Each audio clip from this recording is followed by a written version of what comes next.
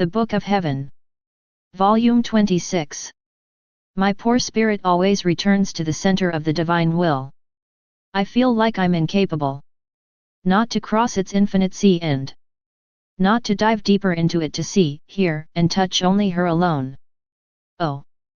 Adorable will, lift your gigantic waves into the heavenly regions and carry the little exile, your newborn, from your will on earth to your will in heaven. Oh! I beg you, have mercy on my smallness and perform on me your last act on earth in order to resume your continual act in heaven. So I write only out of obedience and with the greatest repugnance. After more than 40 years without leaving my room, they wanted to take me to the garden in a wheelchair. On my way out, I found myself with the sun that wanted to clothe me with its rays as if it wanted to be the first to greet me and give me a kiss of light. I wanted to reciprocate by sending him my kiss. And I prayed to the little girls and sisters who accompanied me to send their kiss to the sun. By embracing in him the divine will which, like a queen, was veiled with light. They all kissed him. Who will be able to express my emotion by finding me, after so many years, in front of this sun that my kind Jesus had used to give me so many comparisons and images of his adorable will? I felt clothed not only in its light, but in its warmth. The wind, wanting to compete with the sun, kissed me in its light breeze to cool the warm kisses that the sun gave me. I felt like they were never going to stop kissing me. The sun on one side, and the wind on the other. Oh! How distinctly I could feel life, breath, air and love of the divine Fiat in the sun and in the wind.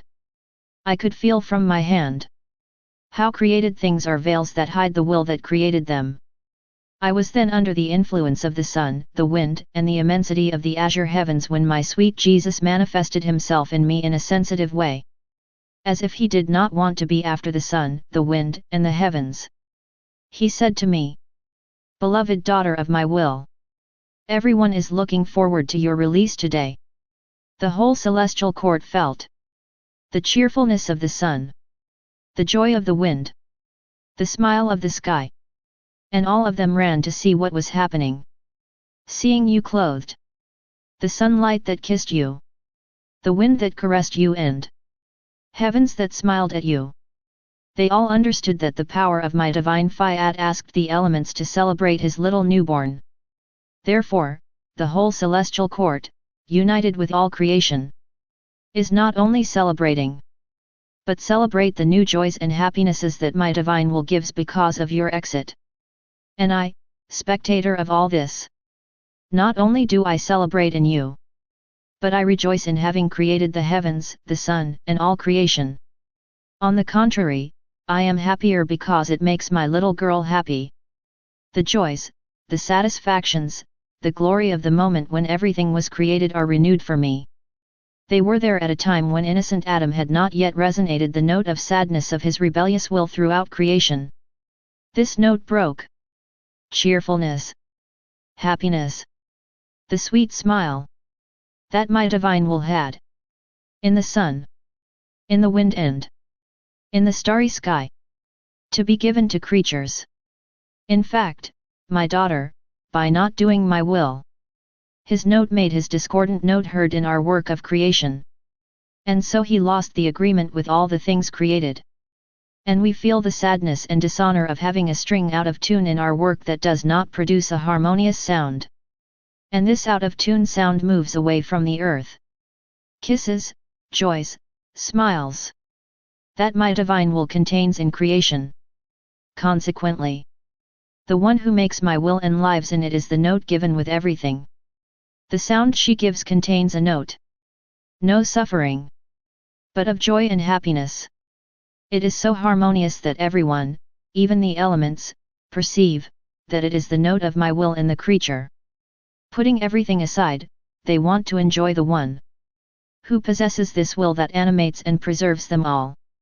Jesus kept silent, and I said to him, "My love, you have often told me that she who lives in your divine will is a sister of all created things. I want to see if my light sister recognizes me. And do you know how? If, looking at her, she does not blind me. And Jesus? Certainly, she will recognize you. Try it and you'll see. I looked straight into the sphere of the sun. The light seemed to caress my pupil, but without blinding it, so that I could look into its center, into its great sea of light. How clear and beautiful it was! As it is true that it symbolizes the infinite, the endless sea of light of the divine Fiat. And I said, "Thank you, O Jesus, for letting myself be recognized by my light sister." And Jesus spoke again. "My daughter. Even in her breath the one who lives in my divine will is recognized by all creation. Because everything created feels in this creature the power of Fiat, and the supremacy that God has given it over all creation. Look and listen, my daughter.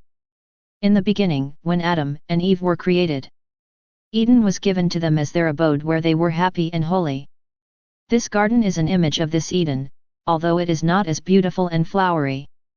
Now, know that I have allowed you to come to this house surrounded by a garden so that you may be the new Eve. Not Eve the temptress who deserved to be cast out of Eden of joy, but Eve the reformer and restorer who will recall the kingdom of my divine will on earth. Ah! Yes! You will be the seed, the cement on the woodworm that is in the human will. You will be the beginning of a new era of happiness. That is why I centralize in you joy, property, the teachings, which I would have given if man had not withdrawn from our divine will. Therefore, be attentive and let your flight be continuous. I was all abandoned in the divine Fiat. His light eclipsed my smallness and carried me up there, within the very inner being, where one could only see light, holiness, and beauty. I found myself infused with such deep admiration that I felt my little existence changed into a single act of worship for this God who loves me and who has loved me so much. Then, as my spirit wandered in this light of the divine will, my kind Jesus manifested himself in me and said to me, "My daughter, the holiness of our divine being, the power of our will of which we are invested, in such a way that although we are separate persons, our will that operates within us and that reigns and dominates, is always one. Our equal, reciprocal, and unceasing love produces in us the deepest adoration among the divine persons. Everything that comes out of us is then nothing but acts of deep worship of our entire divine being. Our divine Fiat, with its creative, operating and invigorating power, produced the entire creation. At the moment Fiat was pronounced, we continued to come out of ourselves acts of deep adoration. Thus, the heavens are an act of deep worship of the immensity of our divine being. Therefore everyone can see the heavens day and night. The immensity of our being has brought out of our womb the immensity of our worship and extended the starry skies over the universe. To call all those who would dwell on earth in our one will, to unite in the immensity of our worship. Under our Fiat, man had to expand into the immensity of his Creator to form his heaven of deep worship for the one who had created him. The sun is an act of worship of our infinite light. The ardor of his adoration is so great that he is not content to let himself be seen up there under the vault of the heavens, but that from the center of his sphere he lowers his rays to the level of the earth, shaping and touching everything with his hands of light. He clothes everything in his adoration of light, and it calls plants, flowers, trees, birds, and creatures to form a single act of worship in the will of the one who created them. The sea, the air, the wind, and all the things created are acts of deep worship of our divine being. Some from afar and others up close, call on the creature in the unity of our Fiat to repeat the profound acts of our worship. By making what is our own, she can give us the sun, the wind, the sea, the land in bloom, as many deep adorations as our will one knows how to produce, and wants to produce in the creature. What is it that our Fiat cannot do? He can make everything of his strength one, he unites all things. He keeps all things in action, he unites heaven and earth. It unites the Creator and the creature by making them one. After which he withdrew into the depth of his light and remained silent. I stayed there. I continued my round in creation. To follow this deep worship of my Creator in all created things. Oh! As one could smell the fragrance of divine worship in everything created. You could touch their beloved breath with his hand. You could feel in the wind the penetrating and dominant worship of our Creator. He invested the whole earth, sometimes by his light, sometimes by its powerful waves, sometimes by its caressing breaths. He clothes us and calls us to the worship of the Creator that the wind possesses. Who can tell the strength of the wind? In a few minutes, it goes around the world. Sometimes with power. Sometimes moaning. Sometimes in a weak voice and sometimes screaming. He invests us and calls us to unite ourselves to this divine adoration that he gives to the Creator. Then, continuing my round, I could see the sea. In its crystal clear waters. In this continuous murmur, in its gigantic waves.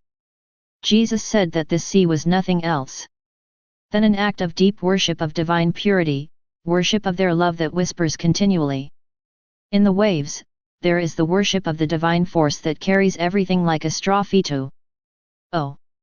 If the divine Fiat reigned over the creatures, he would let everyone read in everything created the distinct worship of our Creator that everything possesses.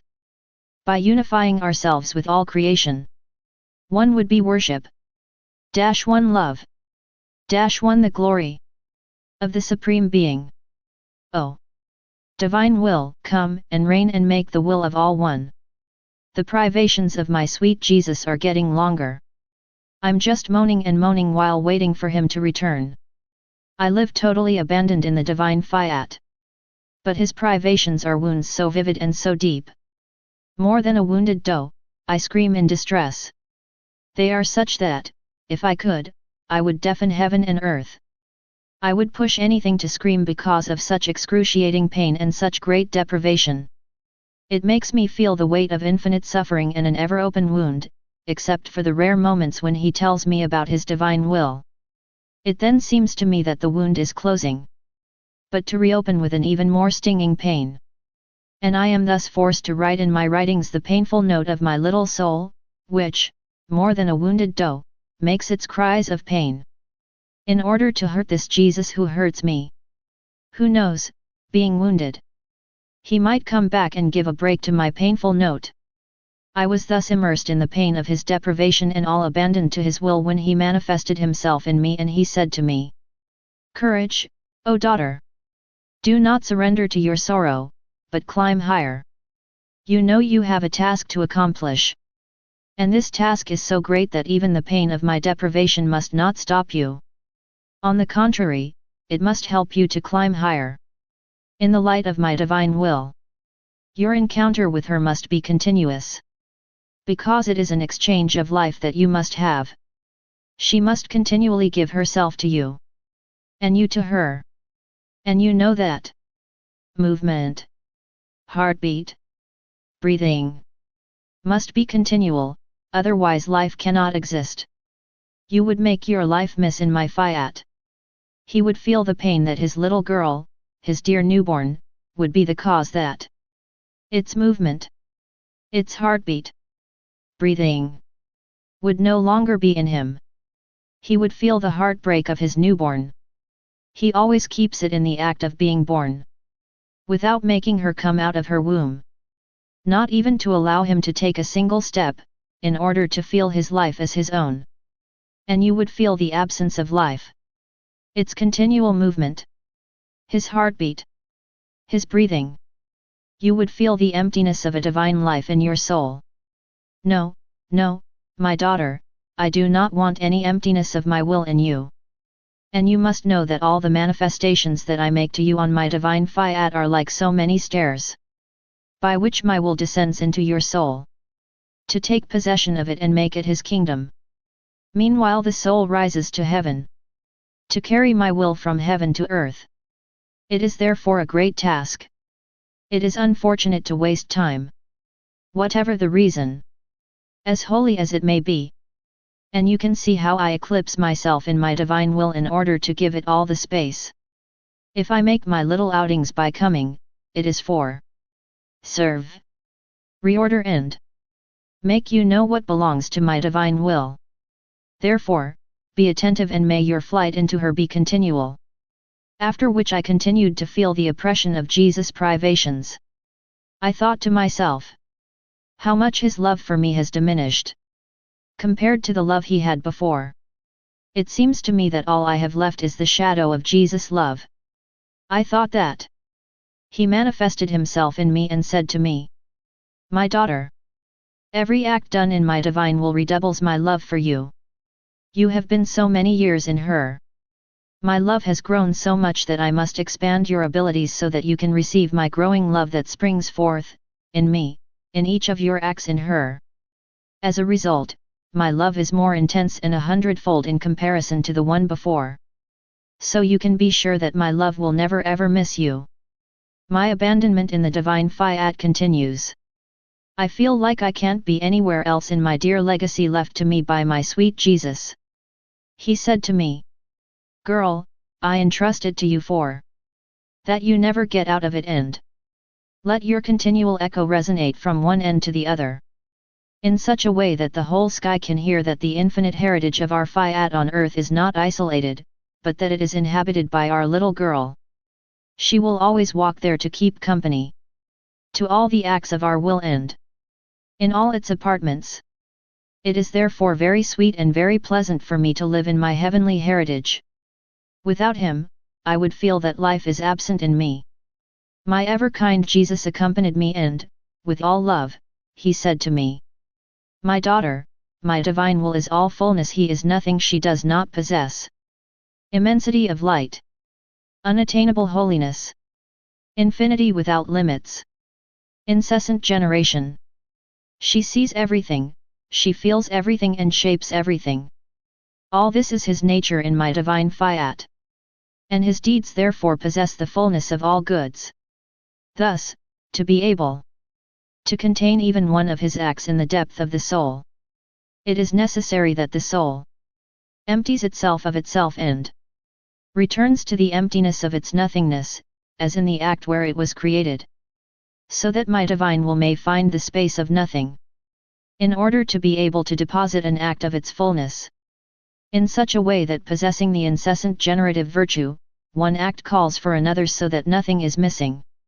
Nor the fullness of light, holiness, love, beauty. Nor the multiplicity of divine acts. Consequently, holiness achieved in my divine will possesses all the fullness.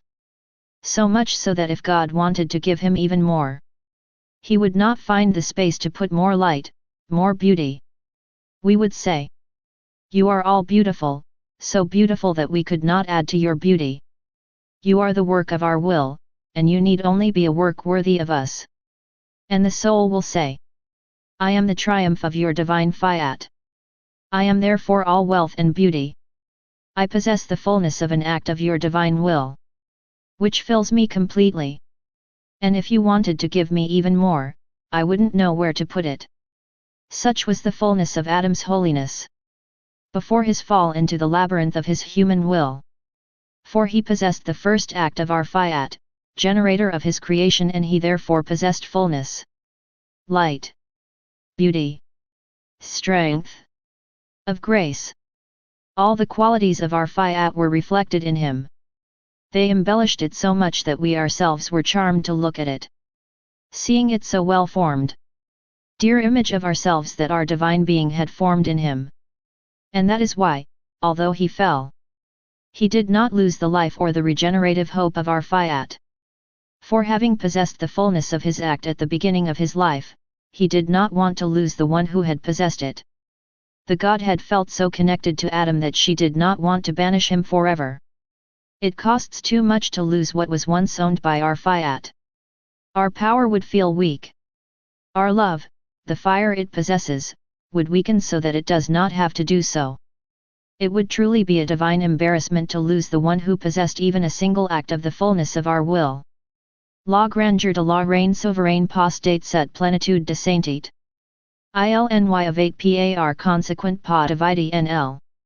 She was full of holiness to the point of possessing seas of light, graces, beauty, power.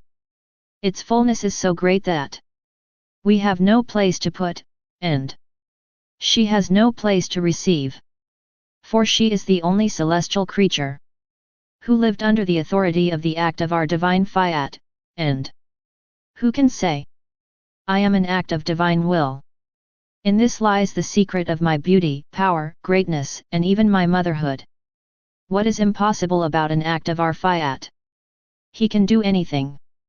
His prerogative is the fullness of all things. One of his acts is the sun. It possesses the fullness of lightness.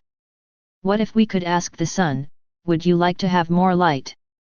He would answer, I have so much that I can give it to all, and by giving it I do not lose it. For I have the light source of the divine fiat. The sky is an act of our fiat, which is why it extends everywhere. Its fullness is such that it finds no place to extend its azure mantle further. The wind is an act of our divine fiat. He therefore possesses the fullness of empire and strength. Who can withstand the force of the wind? No one. He laughs at everything, and his strength uproots cities and trees. He lifts and knocks everything up like a straw fetu. All creation, everything created, possesses the fullness of the act of our fiat. Therefore nothing is poor. They are all rich in the fullness willed by our divine will. And nothing is missing from anything. Things are rich in themselves, by nature. The sea has the fullness of waters. The earth, the fullness of plants, and many varieties of plants, because all are births of the act of our divine will. Now, my daughter, life in my divine will is precisely that, to have possession and enjoyment of divine goods.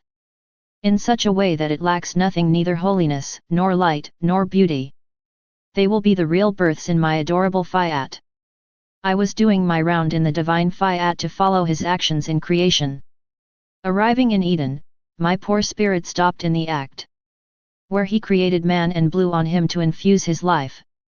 I prayed to Jesus to blow on my poor soul, to breathe into me the first divine breath of creation, so that with their regenerative breath, I can start my life all over the fiat again, according to the purpose for which they had created me. But while I was doing this, my sweet Jesus manifested himself out of me as if I was in the act of blowing on me, and he said to me, My daughter, it is our will that the creature rise again to our breast, in our creative arms. So we can give it back our continuous breath, and with this breath, the current that generates all good, all joy and all happiness. But in order for us to give him this breath, man must live in our will. For it is only in her that man can receive it, and we give it to him. Our fiat has the virtue of making the creature inseparable from us. What we are and what we do by nature, it can by grace. In creating man, we did not keep him at a distance. On the contrary, in order to have him with us, we gave him our divine will. Who was going to give him the first act? To act in concert with his Creator.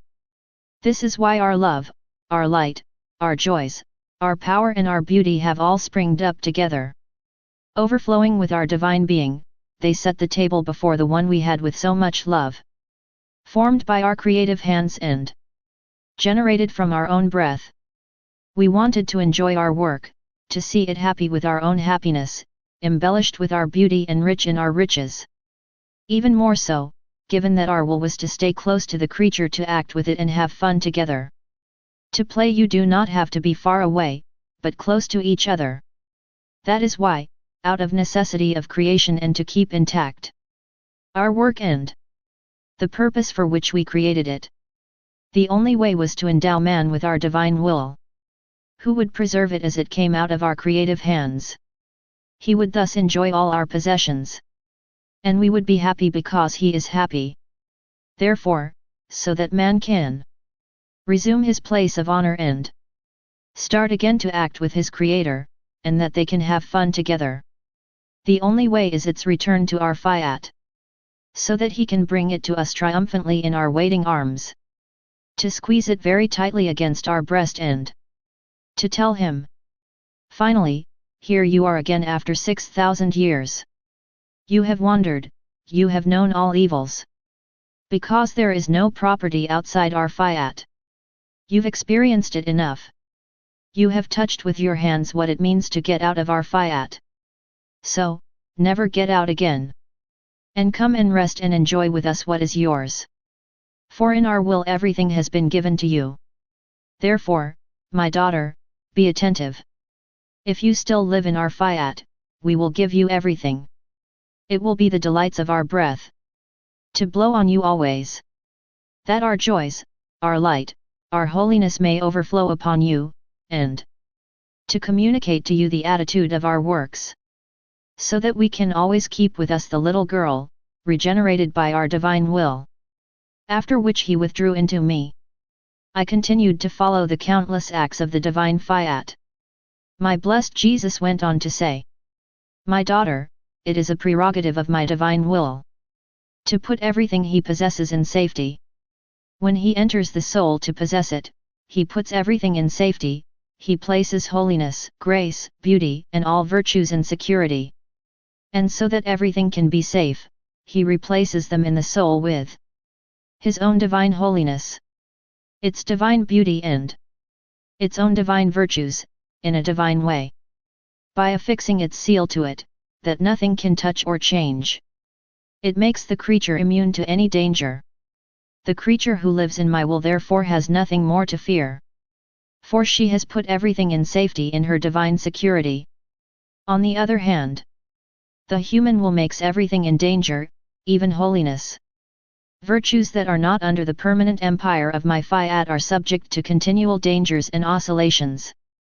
Passions have the free way to turn everything upside down and throw on the ground virtues and holiness formed with many sacrifices. If the continually invigorating and nourishing virtue of my will is not present to close all doors and paths to all evils, the human will has a door and ways through which to let in the enemy, the world, self-esteem, miseries, inconveniences. Who are the woodworm of virtues and holiness? When the worm is in the wood, there is no longer enough strength to remain firm and persevering in the good. Consequently, everything is in danger when my divine will does not reign. Moreover, the evil of the fact that our divine will does not reign among the creatures is so great that everything is in continual oscillation. Our creation itself, all the goods of the redemption, are intermittent. Because they do not find the reign of our Fiat in the human family. So they cannot give the same goods. In addition, we often need to use creation and redemption, and to arm them against man. Because the human will is opposed to ours, we, through justice, must strike them to make them understand that, as our will does not reign, humans reject our good and force us to punish them. The glory that the creature gives us through creation and redemption is not fixed, but changes with each act of human will.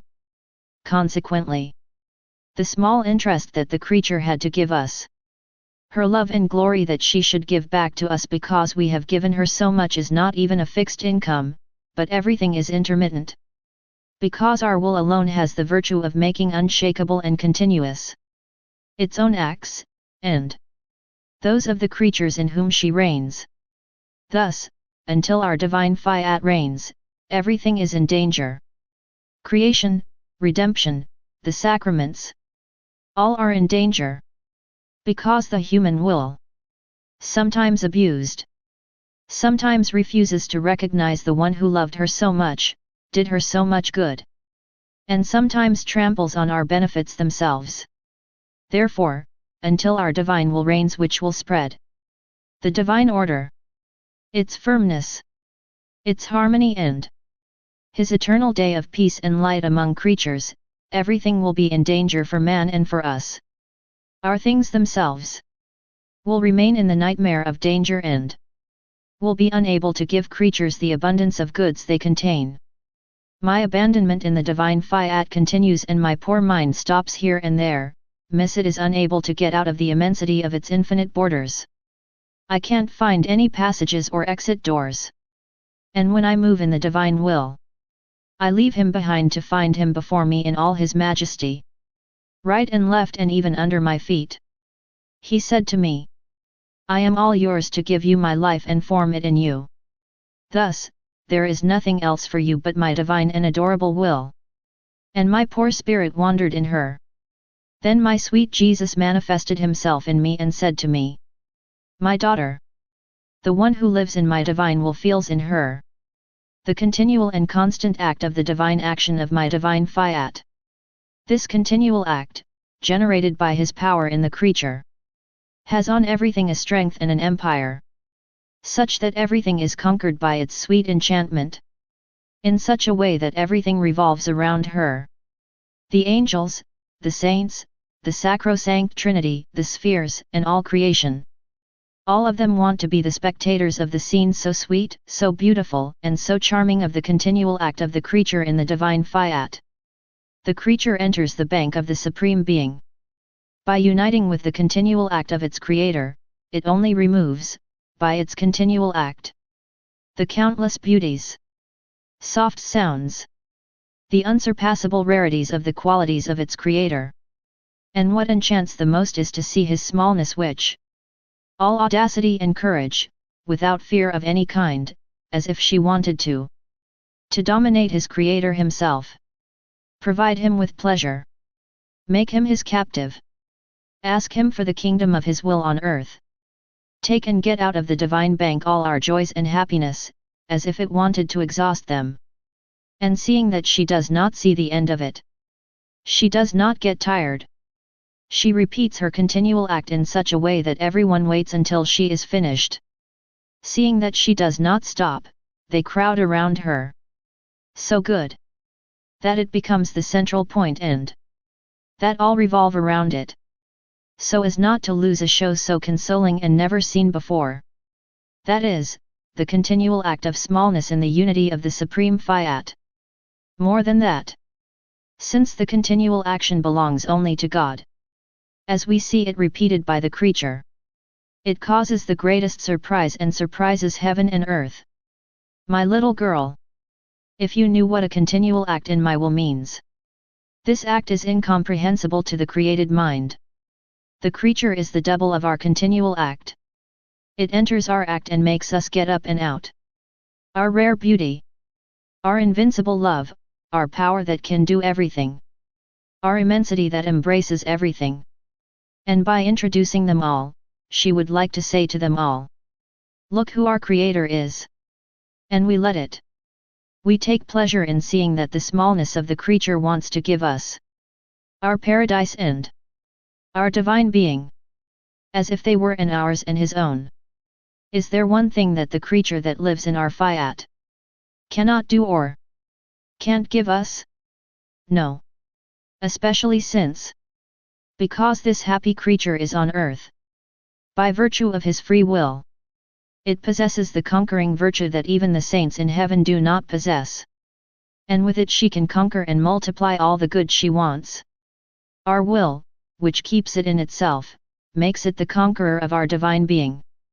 I had read in the first volume of my writings how our Lord had told me that he wanted me to agree to fight the infernal enemy, in the hard trials to which I submitted myself. So I thought, it seems to me that there is a contradiction here. Because Jesus often told me that she who lives in her divine will is not subject to temptations or disorders of the mind. And that the enemy also does not have the power to enter the divine fiat. For he would burn it more than the fire of hell itself. And to avoid being burned further, he flees the soul that lives in the divine fiat. I was thinking about that and many other things. My sweet Jesus manifested himself in me and said to me, my daughter, you are wrong, there is no contradiction. You need to know. I was going to call you to live in a very special way in my divine will, so that you know her end. For through you, to make known the holiness of life in the divine will so that it may reign on earth. Thus it was necessary that I centralize in you the totality of human holiness, to consume it in you and to give birth to the true holiness of life in my divine will. Holiness in the human order was to be the stool, the throne of holiness in the order of my divine will. And that's why, from the beginning, when I called you in the state of victim and to all that you suffered during that time. I started by asking you if you would accept. When you had accepted, I was putting you in a state of suffering. I wanted you to suffer voluntarily and not forcefully, because it was your will that I wanted to kill. Above your will, a bit like a little flame that is extinguished, I wanted to light the great fire of the sun of my Fiat. Voluntary suffering is something great before our Supreme Majesty. Therefore, above the death of your will drowned in suffering, our will could reign and dispose you to receive the great good of its knowledge. Was it not my suffering, all willfulness, no one could have imposed it on me, that formed the great good of the redemption? Thus, all that you suffered then was nothing but the fulfillment of the order of holiness in the human way. That is why I have told you almost nothing about the holiness of life in my divine will. Because I wanted to finish one before I started the other. And I saw that you were not denying me anything I wanted. Even at the cost of your life. You didn't deny me anything. And your will lost its power and was continually in the act of dying, so my will came in and resumed its life in you. And as she resumed her life, my will was revealed, telling you its long history, its sorrows, and how much she aspires to come and reign among creatures. My word is life. As I told you about my Fiat, more than a tender father, I continued to form his life in you. In fact, you could never have understood what concerns my will if you had not had his life within you. Because we really try to understand and defend our own lives. What does not form one's own life comes only second, not first. One does not then feel the true love that one can have for one's own life. Thus, I was able to entrust to the very life of my Fiat formed in you all his knowledge. In order to be able to form so many of his lives in creatures. Moreover, I had to do for you what I had done myself. In coming to earth, I have observed all the laws. I submitted to all the sacrifices of the old law in a perfect way, as no one had done until then. I have accomplished everything in me. I have consumed in my humanity all laws and all the holiness of the old world, I abolished them to give birth the new law of grace and to the new holiness that I brought to the earth. This is what I did with you. I have centralized in you suffering, sacrifices, the struggles of the present holiness in order to complete it. And then to be able to begin the new holiness of life in my will, that is, the Fiat voluntas tua on earth as it is in heaven. So where are the contradictions you're talking about? When the soul enters into my will to live eternal life in her, the enemy cannot approach it. His gaze is blinded by the light of my Fiat. And he also does not see what the happy creature is doing in this divine light. Light protects itself against everything. It dominates everything, it is intangible. She does not let herself be offended and she does not offend anyone. And if someone wanted to touch it or take it in his hands, it escapes as if by magic and almost by play, it covers it with light. Light touches everything, embraces everything, does good to everything, but it does not let itself be touched by anyone. This is my divine will. It encloses the soul in its light. By its empire it eclipses all evils. As the soul lives in the light, everything is converted into light, holiness, and eternal peace. Thus, evils go astray and get lost. Troubles, temptations, passions, sin. Everything remains in place with broken legs and unable to walk. Therefore, be attentive and let your life in my Fiat be continuous. Continuing my surrender in the divine Fiat, I followed his actions in creation. I had the impression, by uniting myself with his actions, that I was doing sometimes an act of light, sometimes an act of immensity, sometimes an act of power, and so on. I was doing that. Then my ever-kind Jesus, manifesting himself in me, said to me, "My daughter, she who lives in my divine will and follows her deeds becomes the narrator of all our works. So when you go into the sun, to repeat with my will what I did in creating the sun, you act for us as narrator of the story of its light. The Supreme Being, hearing the whole story of the sun. What it contains. The good he does. Being repeated to us by you, feel all the glory of his light being returned to him. And when light fills the air, shines on everything and takes on all things, he hears your echo that resonates everywhere. In the depths as in the heights of the sky. Whispering in our ears. You are for us as the narrator of light. You glorify us to the point of giving us a son of glory. Oh! How grateful the creature is to us for having created such a beneficial star for the whole earth. How can we not love the one who lives in our divine Fiat? It brings together all our qualities and all our happiness spread throughout creation. She is now like the narrator of the heavens by telling us the story of their immensity. It gives us the glory of the whole heavens. Sometimes she tells us the story of the sea and whispers with its waters. Love and glory of the whole sea to my Creator. Sometimes she tells us the story of the land in bloom. All plants and flowers make their perfume rise. And you give us the glory of the whole earth. Sometimes you are for us the narrator of the story. Wind. Water. The little bird that sings. Lamb that bleats. In short, she always has something to tell us. On all the things we have done in creation. And to give us the love and glory we had in creating it. Oh! Come ilest do et agreeable. De tion tendre alors que tu agis comme la naratrista nos ovra. Nous sentens que notre amour et notre gloire sont redoubles. Plus encore, puisque cela qui en fait pour nous elle recite. Lives in our will. Which, by instructing him, makes him say the sweet secrets present in all things created. After which he fell silent. Then, as if unable to contain the love of his divine heart, he added, My beloved daughter, you are my hope. The hope of the kingdom of my divine will on earth. This hope that does not say doubt, but certainty. Because his kingdom is already present in you. Your ways, your prerogatives, your narratives are all apartments for my divine Fiat. And you are his foundations, his knowledge. That is why I have the hope that his kingdom will be formed and spread on earth. I thought after that of our Lord ascending to heaven. Glorious and triumphant. With his humanity which is no longer humiliated. Nor subject to suffering, with the insignia of the decadent Adam. But inaccessible to all suffering, with the insignia of the new innocent Adam, with all the most beautiful prerogatives of creation. Clothed in light and immortal. I was thinking about that. Then my sweet Jesus manifested himself in me and said to me, My daughter, my humanity has redone. In itself and on itself.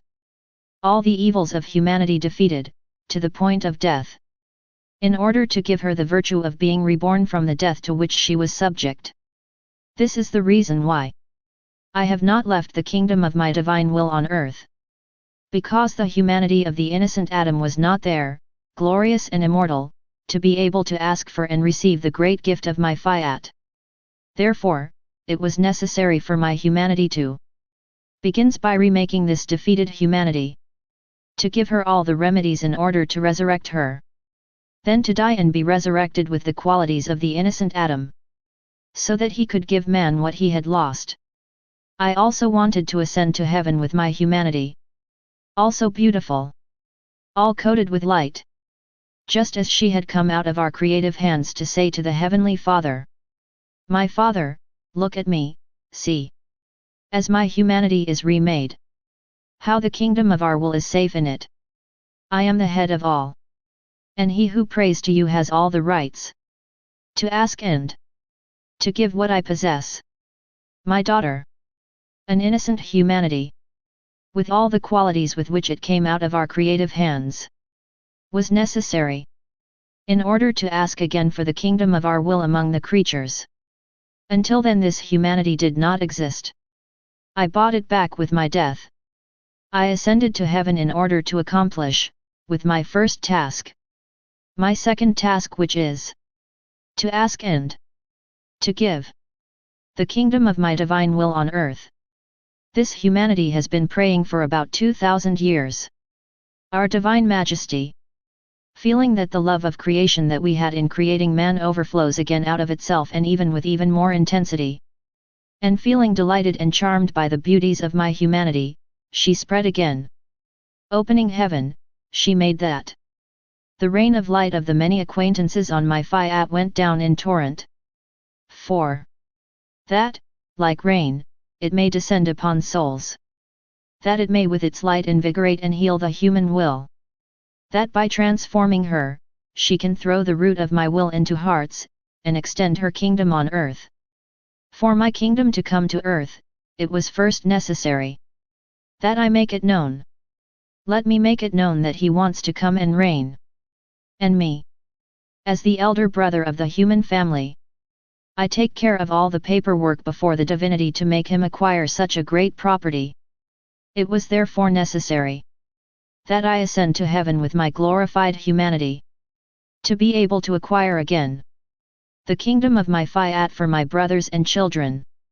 Continuing my usual abandonment in the divine Fiat, I felt worried at cause of the privations of my sweet Jesus.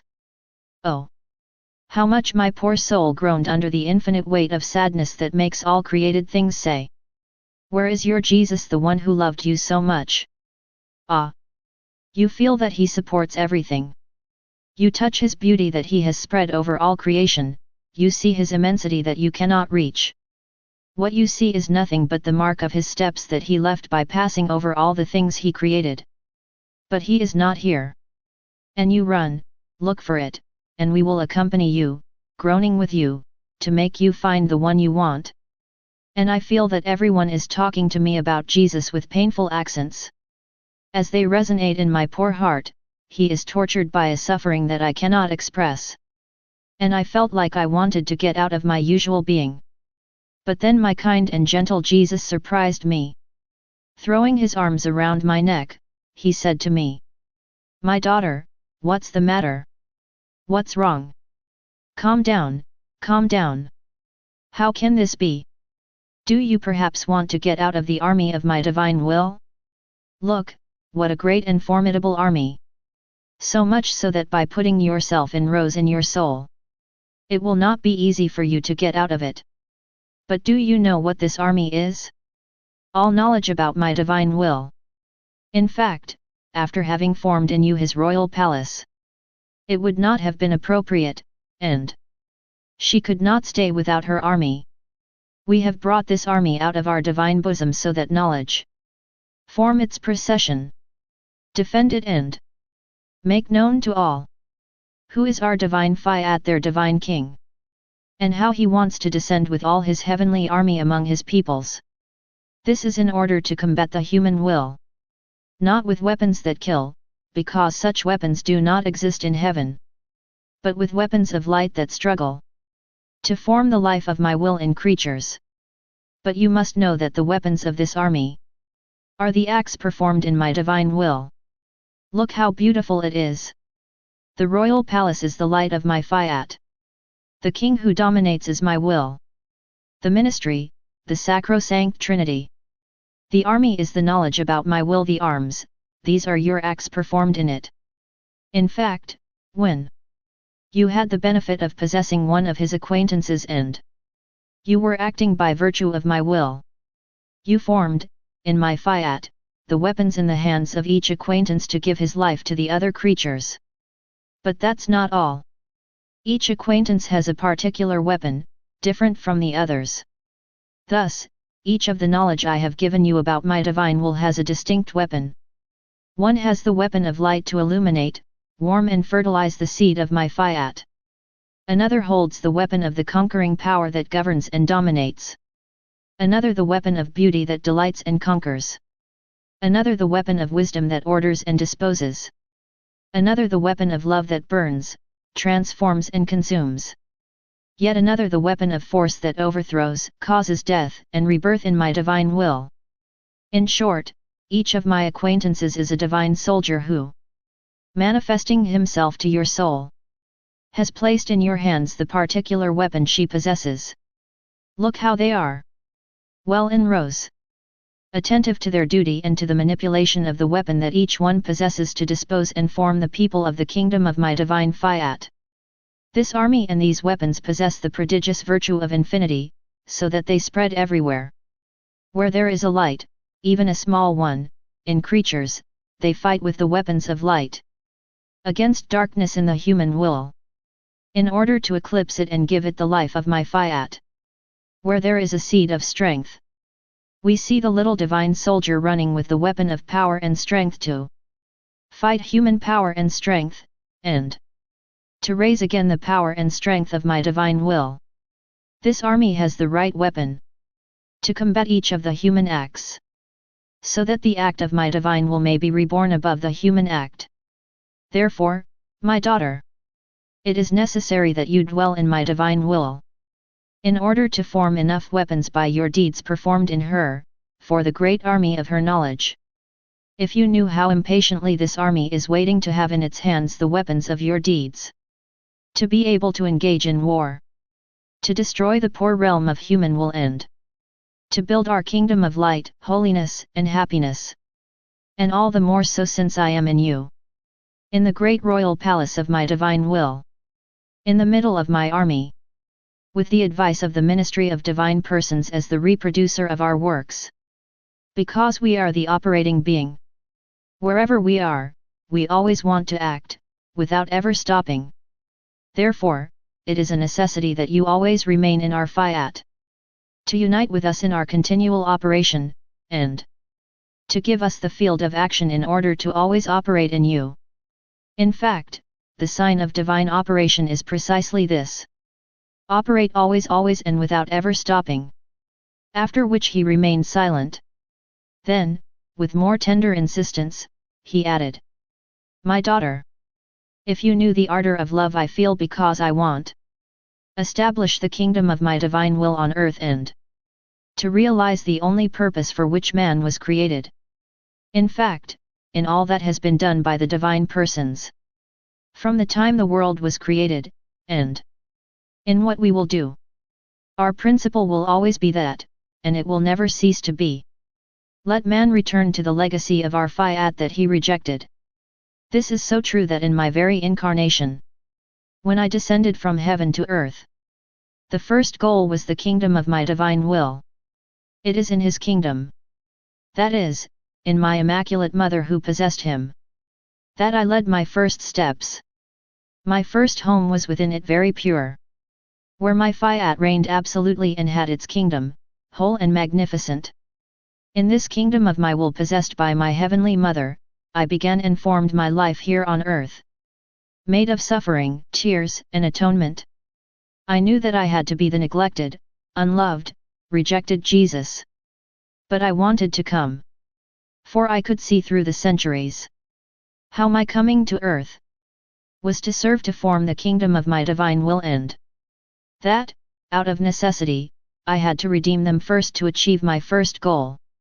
Thus, from that very moment, I came down from heaven in order to search, to find and to hold against me the children of my kingdom who would look for me, love me, recognize me, to the point of being unable to live without me.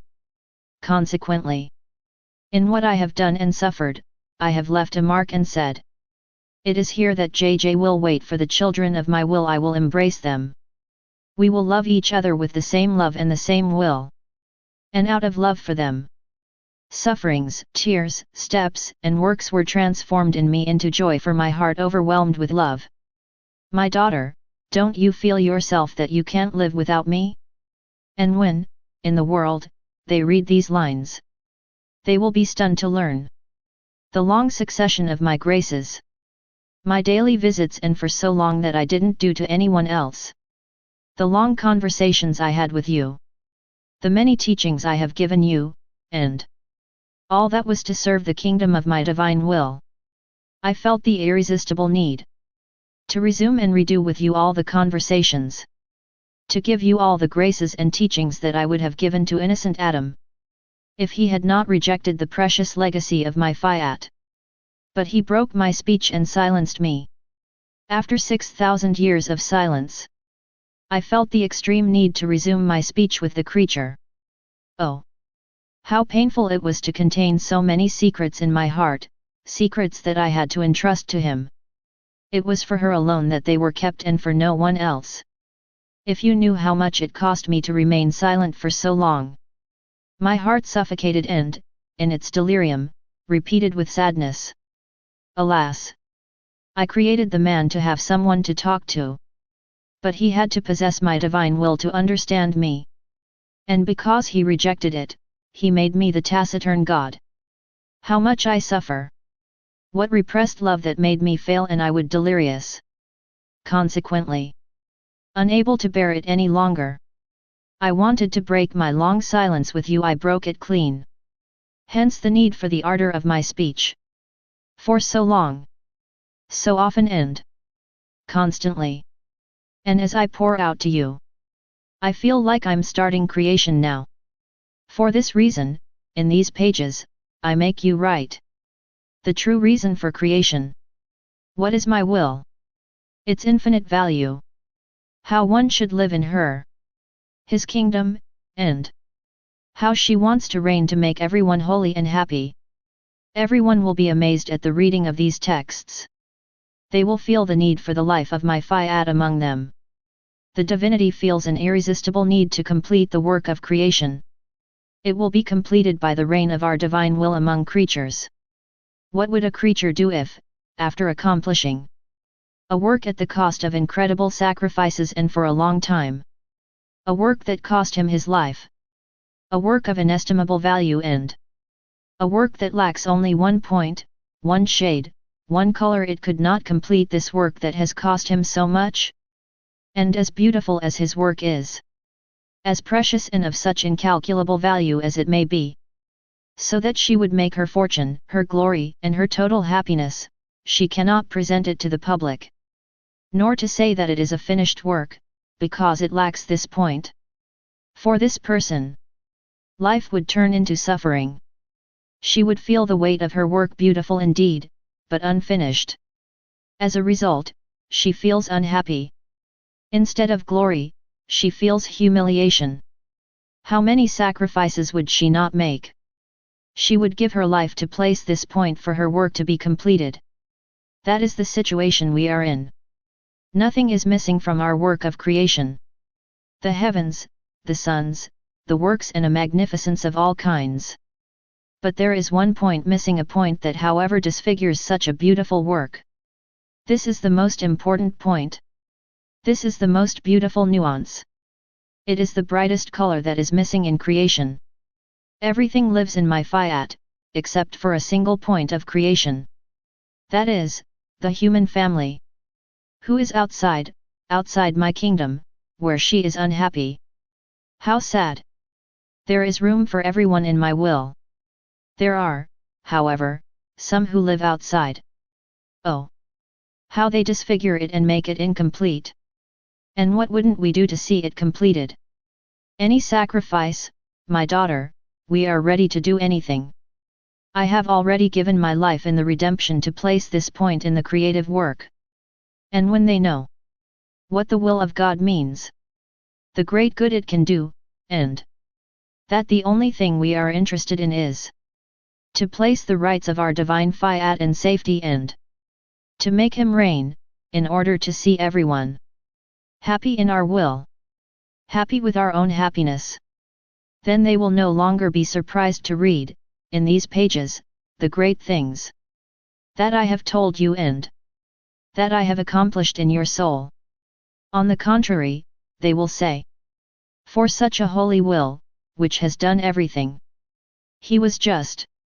That there be such a display of graces and such sublime teachings in the one in whom she was to make the first deposit of her kingdom, in order to us make it understood, love, and desire with ardor. Therefore, be careful. For it is a question of giving one's rights to a divine will to make the work of creation complete. I always come back in the dear legacy of the divine will. I feel like I am going through it gleaning. My Jesus, so good, does not neglect to give me his wonderful lessons on every cob I pick up. But at the same time, I repeated my refrain on everything. I love you. And may my love be the sweet chain which, attached to the eternal Fiat, may attract him, do violence to him, and bring him to rule the earth. This is what I was doing when my beloved Jesus said to me, "My daughter, my divine will is light. Love is warmth. Light and heat are inseparable from each other and form the same life. This is the necessity of merging my will and my love. A will that does not like is not effective. A love that has no will is lifeless. However, my will has the first act. It can be said that its light brings out the heat. It performs the first act and calls the life of love into its light, forming only one thing. Who can ever separate heat from light? No one. However, the greater the light, the higher the heat. Thus, with a small light, you can barely feel the force of the heat. A great light gives a lot of warmth and produces admirable effects. How many effects does the sun not produce because its heat is so great and embraces the whole earth? It can be said that he is the king of the earth. With its light and warmth, he caresses and kisses everyone and everything. It spreads its benefits on everything, without asking anyone for anything. What for? First, because he doesn't need anything. Second, because everyone would feel unable to pay for the sun back for the great benefit it brings to the whole earth. That is why you feel within yourself two infinite powers, merged into one, my divine will and my love. The light of my will makes you run to place your I love you that he releases from his bosom of light on all created things. In order to see all creation adorned with its I love you and yours. In addition, life needs food. My divine will is life. My love is food. Each of your I love you is a sip of food that you give to my Fiat and you. Each of your acts performed in my will makes life grow in you. Oh! As the life of my will revels and grows admirably in the creature when it finds much divine love. It can be said that my Fiat finds its food and my love its life. After which I continued to think of the adorable Fiat. My sweet Jesus continued. My daughter. She who lives in my will is under the continual outpouring of her Creator. Our love for her is so great that we are under the spell to see our Fiat in the smallness of the creature. And that we want to give him always more, always and without ever stopping. Now, our divine outpouring fills it to the point of leaving no void in it. In such a way that, wherever it is based, it always finds the fullness of our outpouring that sustains it.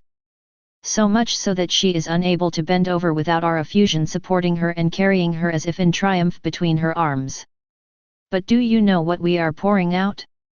Love, light, grace, holiness, power, etc. All these qualities that are ours compete to carry this little creature in their arms. It seems that they are struggling with each other to wear it and wait their turn to be able to say, all of us wore it. Each one holds her in her arms. If it is love that carries it, he fills it with love. In order to take pleasure in seeing this drowned little one submerged in her love. It's only when he sees her overflowing with love that he says he is satisfied and ready to pass it into the arms of the light. Because they want to see, repeated in this little one, what her Creator has done. The light finds its delights in the walnut of light. Grace to drown her in her grace. The power to the walnut of power. To the point of captivating the Creator himself. In short, the little creature lives under the continual outpouring of God who fills her so much that she feels overwhelmed and cannot contain him. In such a way that she is forced to dump it outside. So what you say about my divine will is nothing but the overflow of what you contain inside. Continuing my usual abandonment in the Fiat, I found myself outside of myself. To my surprise, I found near me the infernal enemy who seemed to want to throw himself on me. I felt such strength in me that it was I who threw myself on him and reduced him to pieces. This worried me and I thought, it's been a long time since I saw the enemy. And even, when he saw me, he was the one who ran away. And now, why is he approaching me? And my kind Jesus, manifesting himself in me, said to me, my daughter, the soul that owns my divine fiat has such a power that it is capable of tearing apart the evil powers. I wanted to allow that by touching with your own hand and by placing yourself on top of it, it is crushed, so that you do not fear it and so that he can feel the power of the one who possesses my will and reduces the diabolical force in dust carried away by the wind. Also, don't worry about him and continue your life in my fiat. In truth, you must know that every prayer, each act and every movement that the creature lives in him contains in itself an infinite and indelible strength and weight. Infinity extends everywhere. It contains the virtue producing all the benefits, it embraces eternity. It contains God Himself. Therefore, an act performed in my will is an act which never ends and whose power is such that it encloses heaven and earth. And our fiat, with its infinite puissance, encloses our divinity in the act of the creature, forming with its veils of light the most beautiful and wonderful royal palace of our divine being. Jesus disappeared. I felt immersed in the abyss of light of the supreme fiat. After which I continued my deeds in the divine fiat. And, arriving in Eden, I said to myself, dans cet Eden, notre premier père Adam a accompli les premiers actes dans le divin fiat. The whole creation had its beginning in an act of the divine will operating in all created things. This is the case for the first man. The divine will extended the fullness of his holiness, power, beauty, and light in everything. She became an actress and spectator, enclosing everything in a single act of his divine will. How beautiful creation was at its beginning! One was the will that operated. The various acts were nothing but the effects of this will. I was thinking of this when my Jesus, manifesting himself in me, he said to me, my daughter, all generations depended on the first acts performed by Adam in the fullness of my divine will. Because, by virtue of being performed in her, these life-filled acts could be the origin and life of all other acts of creatures. And even if the creatures do not live in my will, but in theirs, however, it is my will that gives them life. As she gives them life, creatures maintain my will, as suffocated and dying in their actions. Therefore, all the acts of Adam performed in my divine will are like the first act of all the acts of creatures. Who can destroy an act done in my divine will? Who can take away his sovereignty, beauty, life? No one. There is nothing that does not depend on the first act. All created things flow from the first act performed by the one who created them.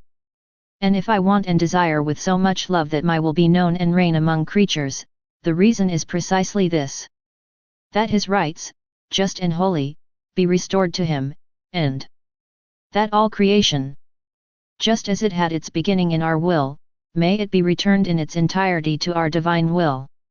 My little intelligence only crosses the infinite sea of the divine fiat by forming its waves of light. She whispers her heavenly and divine language as she reveals her secrets. It manifests itself in secret words to my little soul. Often my Jesus comes out of these waves of light. He runs to kiss me, placing his hands on his heart to support him. So great is the ardor of the love he feels, he speaks to me of his most holy will. I was in this state when my beloved Jesus said to me, daughter of my will, if you knew the love I feel when I decide to tell you about my divine fiat. Whenever I have spoken to you about it, the heavens have bowed. So great was the esteem and veneration they felt.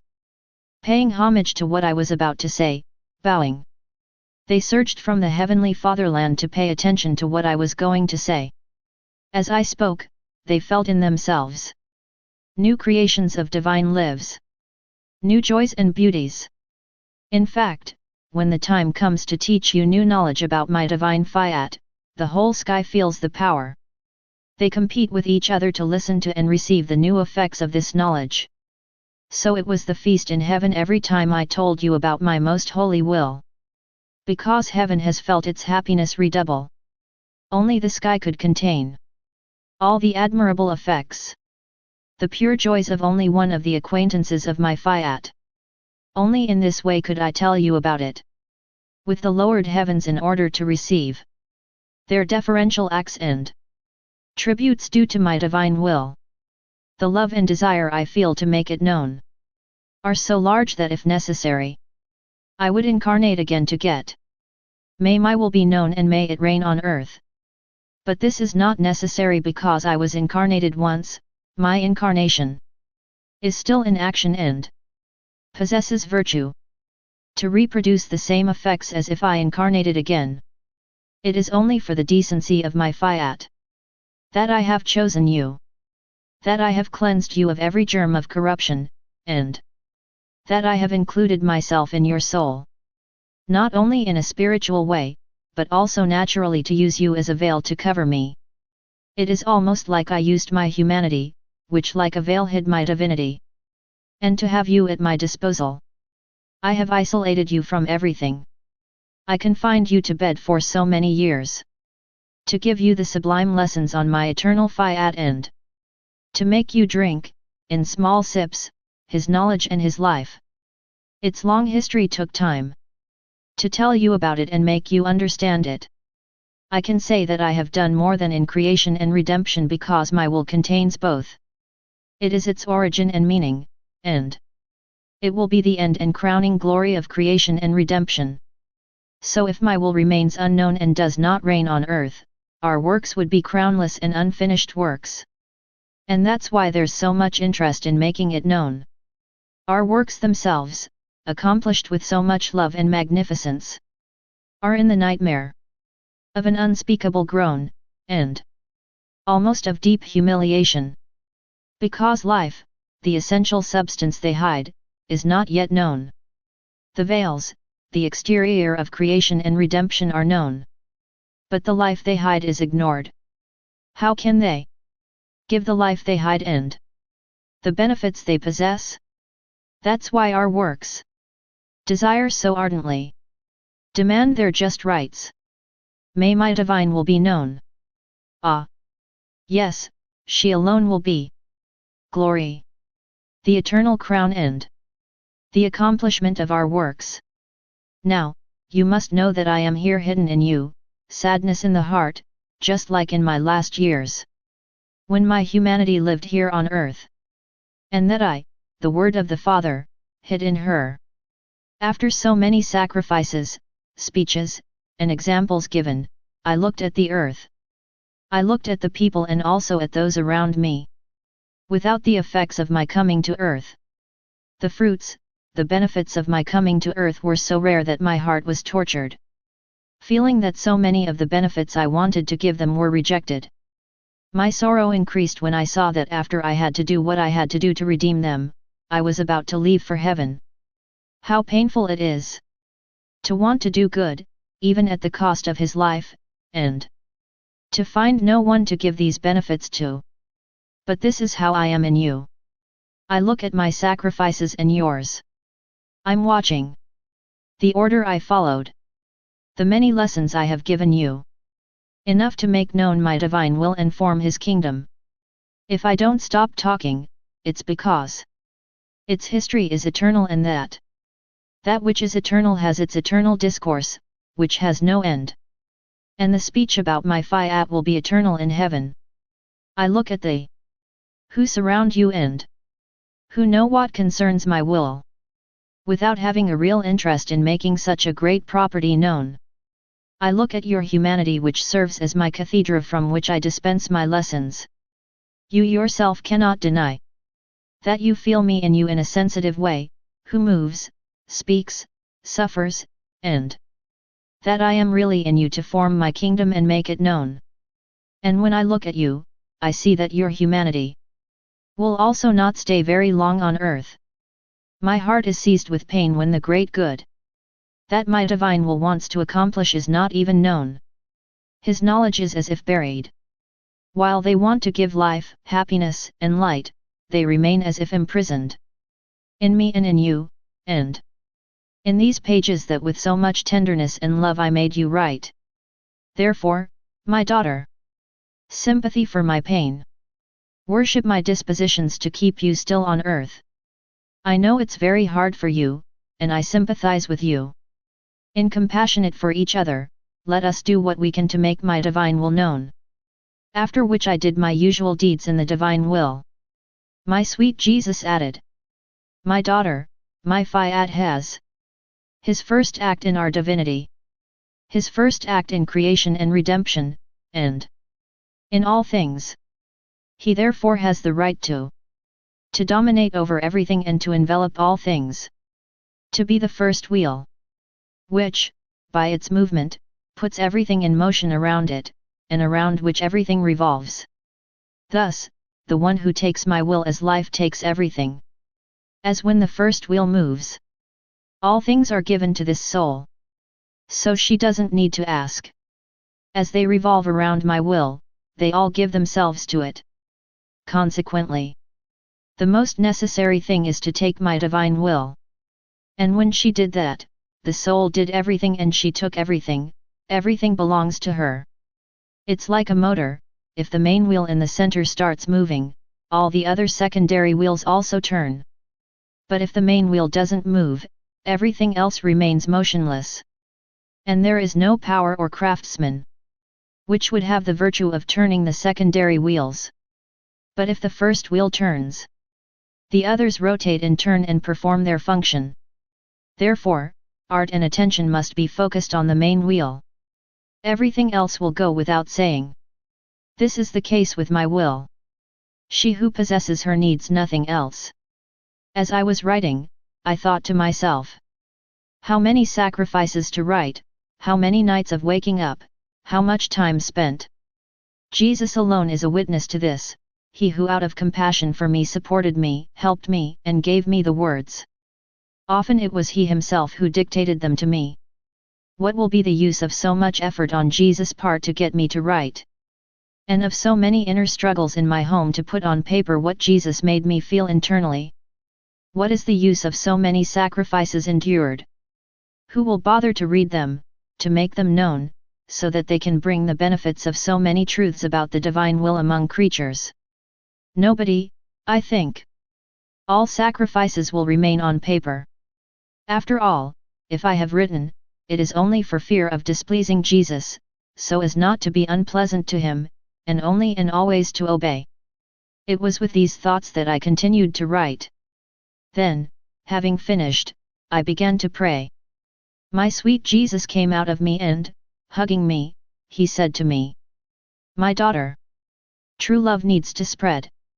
I could no longer contain in me this intense outpouring to make known my will, his knowledge, its immense value, and how she wants to form her kingdom on earth. My heart is in the ardor of flames. For he wants to make this surprise to human generations, the kingdom of my divine will on earth. A surprise they did not expect. And my contained love groaned, delirious, devoured by inextinguishable flames. For he wanted to make it known that he wanted to give them this great good. A good that surpasses all other goods. This is the kingdom of my divine Fiat. It is this great good that I gave at the beginning of creation. For never from our divinity come out incomplete goods and works. But he was rejected by man. We had the pain of feeling. Life, substance, goods and the most essential part of creation postponed. Man has rendered for himself, all our works incomplete. The idea never came to him to acquire again what he had rejected from us. But if he didn't think about it, we thought about it. This formed our martyrdom of love that has lasted for about 6,000 years. A secret martyrdom that fanned our flames. They devoured us to such an extent, that unable to contain them any longer, I wanted to come to you to break the secret. I felt the need to make an outpouring of love for you and to tell you. I want to give what man rejected. I want my will to reign on earth. And in order for her to come and reign, I had to make her known to you. Hence the need to manifest yourself on her so much knowledge. Thus, even if your writing sacrifices bring neither good nor usefulness. Which will not be the case. They were necessary for my love. And they served to form my effusion and to free myself from the flames that devoured me. Thus, every knowledge about my divine fiat was a continual outpouring of love that I made for you. It was a new creation that I was producing. It was like attaching the divine will to the human, in order to reorder it according to the order created by us. It was life that came out of me, substance and essential part to be able to form the kingdom of the divine will on earth. If you knew what a divine outpouring means. Creation was an outpouring of love. Oh! How many benefits have come out of this outpouring! Heavens, stars, seas, terrestrial blooms. And man, trained with an art such as heaven and earth, was stunned. This effusion would have continued. And even more beautiful things had to come out of us. But man, by rejecting our divine will, has closed this outlet and blocked our works. For a period of 4,000 years our effusion had no way out. But our love felt the need to spread. He claimed his rights. He wanted to release his vital flames. By letting his long outpouring burst, he created the Most Holy Virgin, from which proceeded the incarnation of the Word. So many wonders in this second outpouring. What a use, how many benefits had not received the creatures.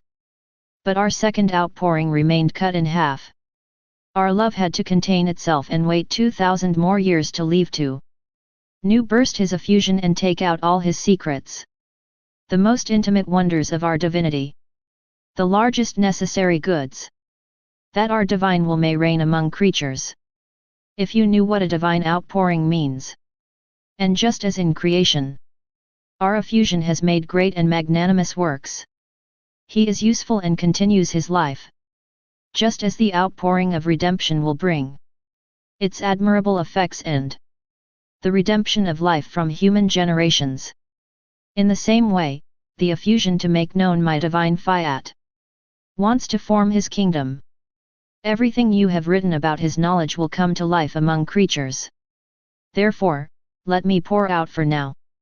I will make sure to make useful what I have manifested to you. My abandonment in the fiat continues.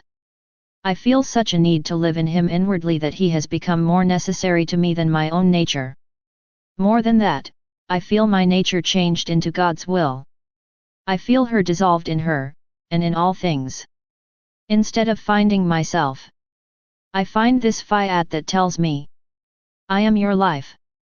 Course, always run in me, in the sea of my light in order to live from my deeds, my holiness, my happiness and all the good that I possess.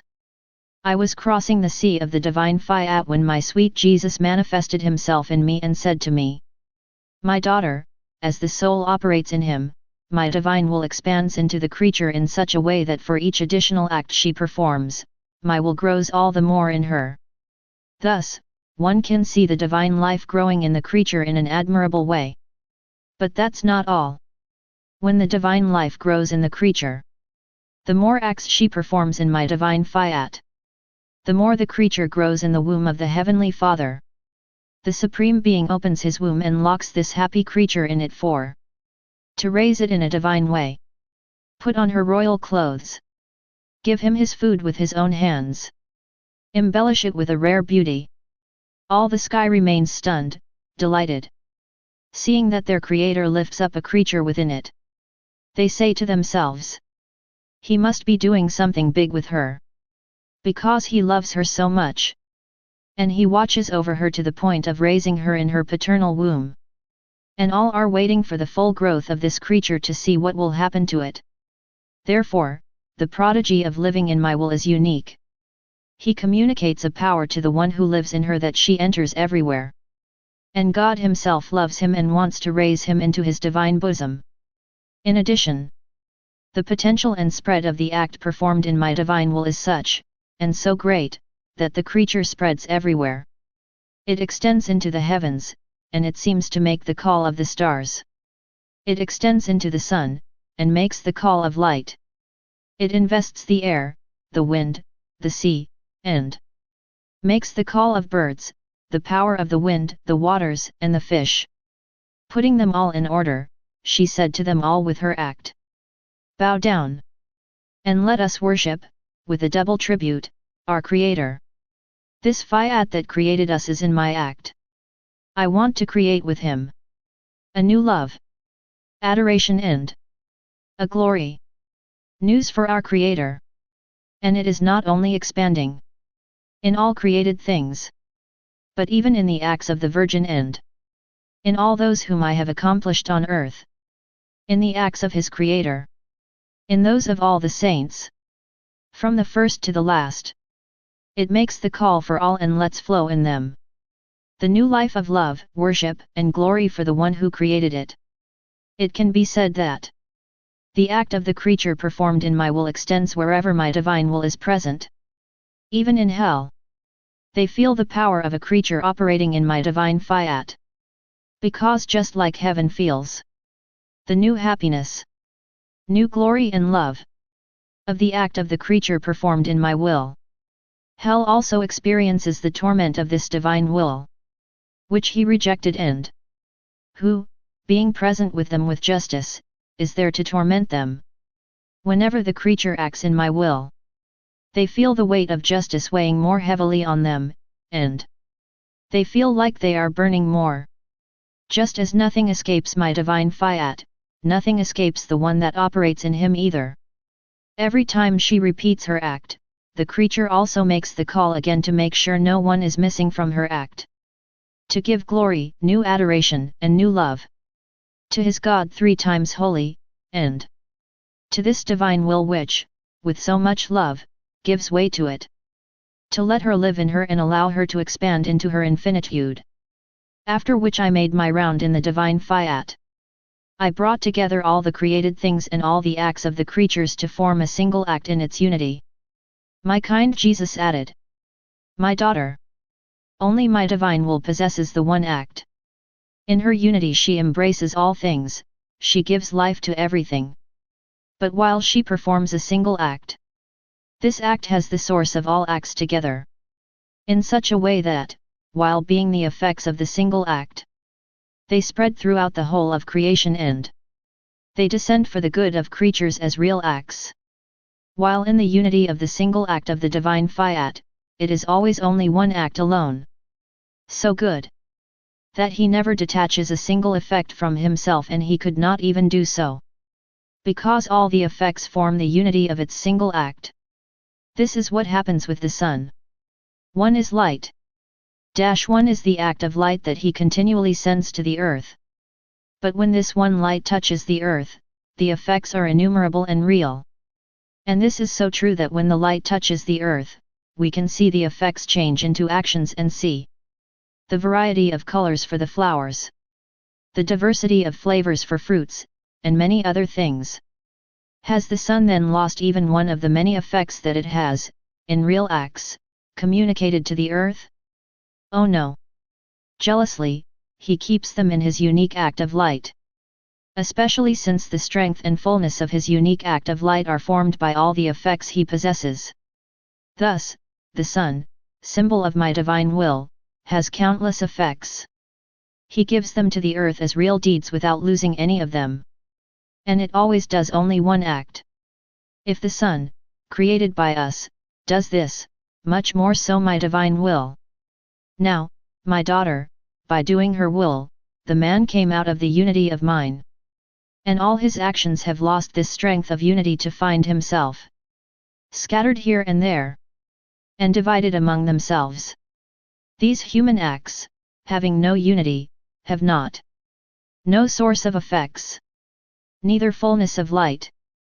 They are symbolized by those plants and flowers that grow without sun because they are scattered and divided among themselves.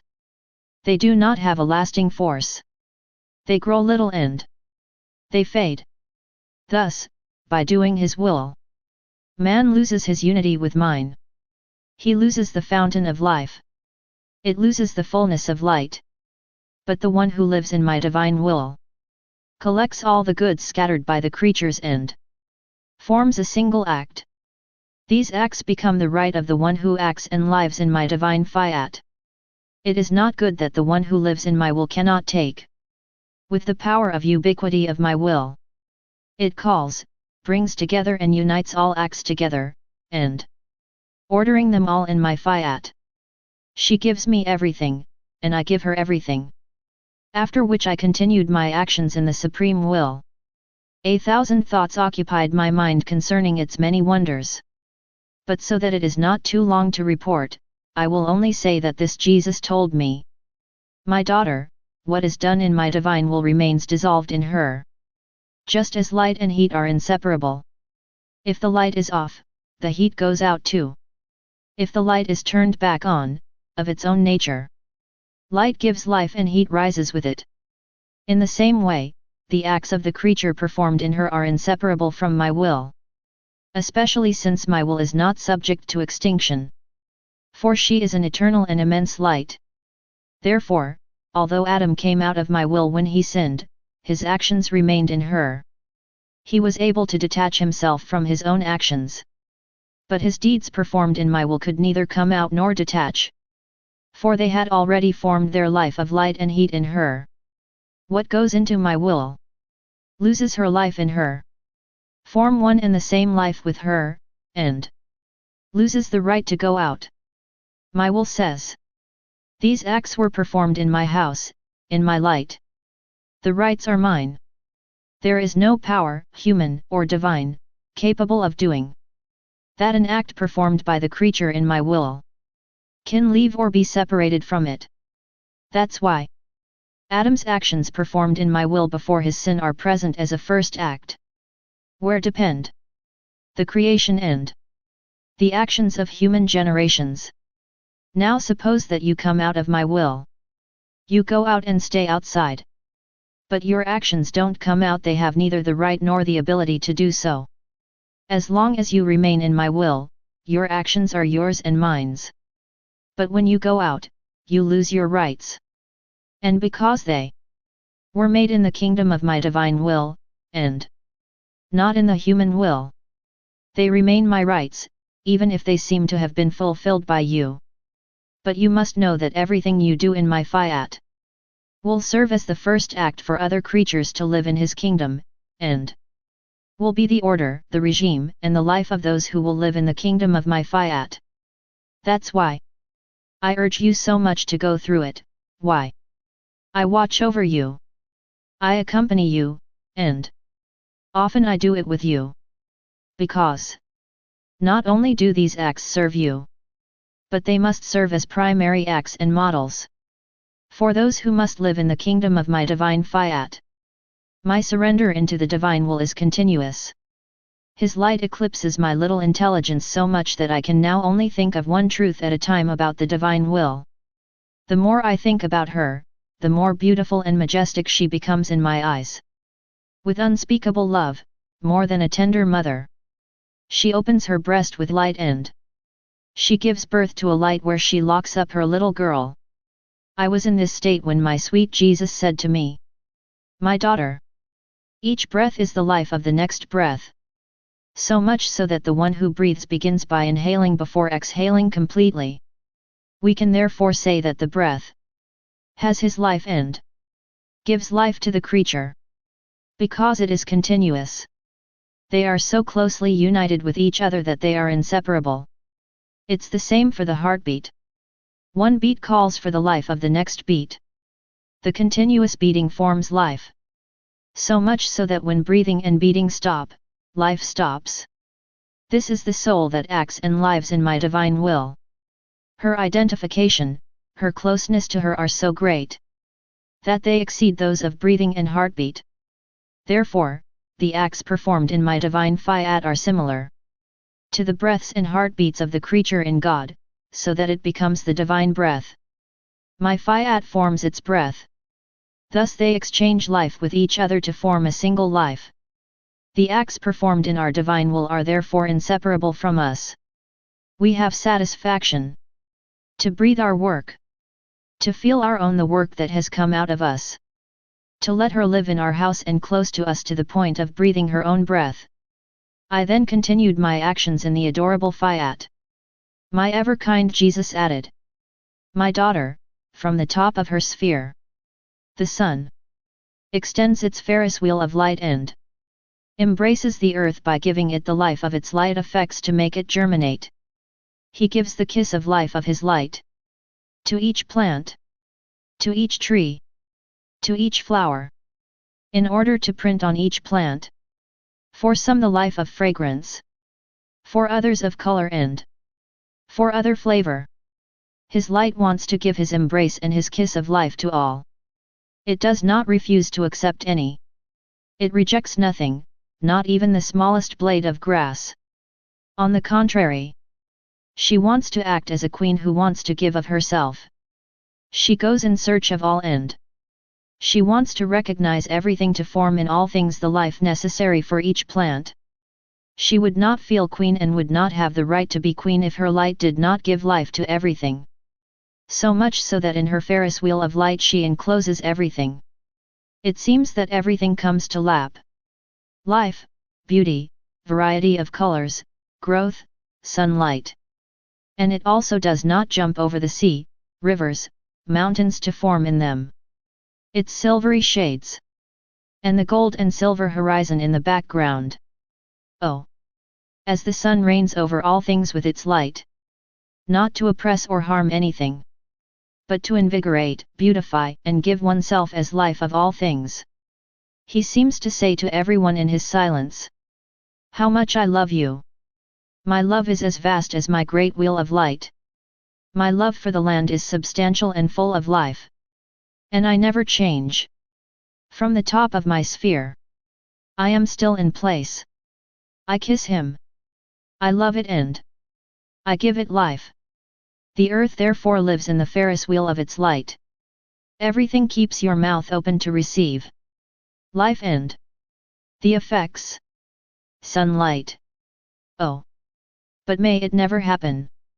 If the sun were to retreat from the earth, or if the earth were to oppose to receive the benefits and life of sunlight, there would be no day but an eternal night. The earth would remain lifeless, without heat, without flavor.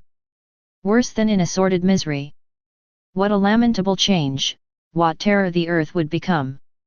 This is my divine will more than the sun for creatures.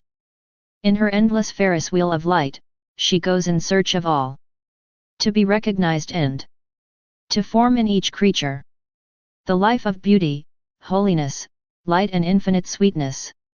It wants to destroy in them all bitterness, ugliness, and misery. With his kiss of life, blowing on them, it wants to transform them into what is good, beautiful, and holy. But, alas! The sun created by my Fiat can do all its wonders on earth. With his unique majesty he covers her with his mantle of light and beauty. With each of its touches it gives each plant the life it possesses. My Fiat remains with the sadness of not being able to communicate the property he owns and his life, the divine will for souls because they oppose receiving it, and do not want to wash the light of my will.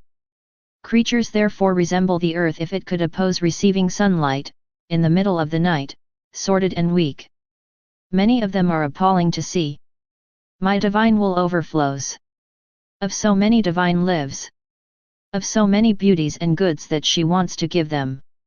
It would like to spread to en firmer les creatures dans son sein de lumière et faire de chacune d'elles un prodige de sainteté et de beauté, l'un plus belle que l'autre. Former sun ciel sur la terre. Mais la volonté humaine s'y oppose. Monde fiat en souffre intensement. Plus tu un mère qui ne peut donner lejour à son enfant. That is why, my daughter, my divine will wants to make herself known. She wants to form her kingdom. Because his children who will belong to him will gladly live in end of its light. They will keep their mouth open to receive his kisses, his embraces, and his affections to form in them his divine life. So, yes, we will see the wonders that my will knows and can do. Everything will be transformed and the earth will become the sky. So what? The sun which is there under the vault of the heavens and the sun of my eternal will go hand in hand. They will compete with each other to see who can perform the most wonders. The sun for the earth and my will for her souls. But my will give the greatest spectacle. It will form a new enchantment of prodigious beauties never before seen. For the whole sky and for the whole earth. I continued my round in the supreme Fiat. My little spirit, having arrived in Eden, said, Adorable Majesty, I come before you with the little interest of my I love you, I adore you, I glorify you. I thank you, I bless you, to give you my little interest. Because you have given me a sky, a sun, the air, the sea, a flowering land and everything you have created for me. You've already said you want every day. Do the accounts with me and receive my little interest. So that we can always be in good standing, and keep safe in the bank of my soul all the creation you have given me. As the little girl of your divine will. But as I did this, a thought came to me. But how can you pay such high interest? And what is the value of your I love you, I adore you, thank you. And my sweet Jesus, manifesting himself in me, said to me, My daughter, it was an agreement between you and me. That I would place all creation in the bank of your soul, and that you would pay me the interest, filling it with your I love you, I adore you, I thank you. And as I saw you embarrassed because of such great capital, fearing that you will reject this great gift that I give you and to encourage you to receive it, I said to you, I'm content with a little interest. And we will do the counting every day here in Eden. In this way, we will always agree and at peace. You will not worry that your Jesus has placed such a large capital in your bank. And then, don't you know the value of an I love you in my divine will? My will fills the heavens, the sun, the sea, the wind, his life extends everywhere. Consequently, saying your I love you, I adore you, and whatever you could say, my Fiat extends your I love you into the heavens. Your I adore you stretches out into the sun. It becomes larger and longer than its light. Your I glorify you stretches out in the wind. He travels the air and the whole earth moaning. And the gusts of wind, sometimes powerful and sometimes caressing, say, I glorify you. Your thank you stretch into the sea. The lightning-like drops of water of the fish say, thank you.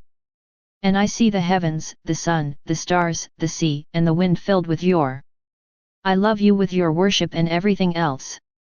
And I say, how happy I am to have placed everything in the bank of the little girl of my will. Because she pays me the interest I wanted. And as she lives in my will, she gives me a divine and equivalent interest. Because my Fiat extends its small acts and makes them bigger than the whole creation. And when I see you coming to Eden to give me your little interest, I look at you and I see in you my divine will duplicated.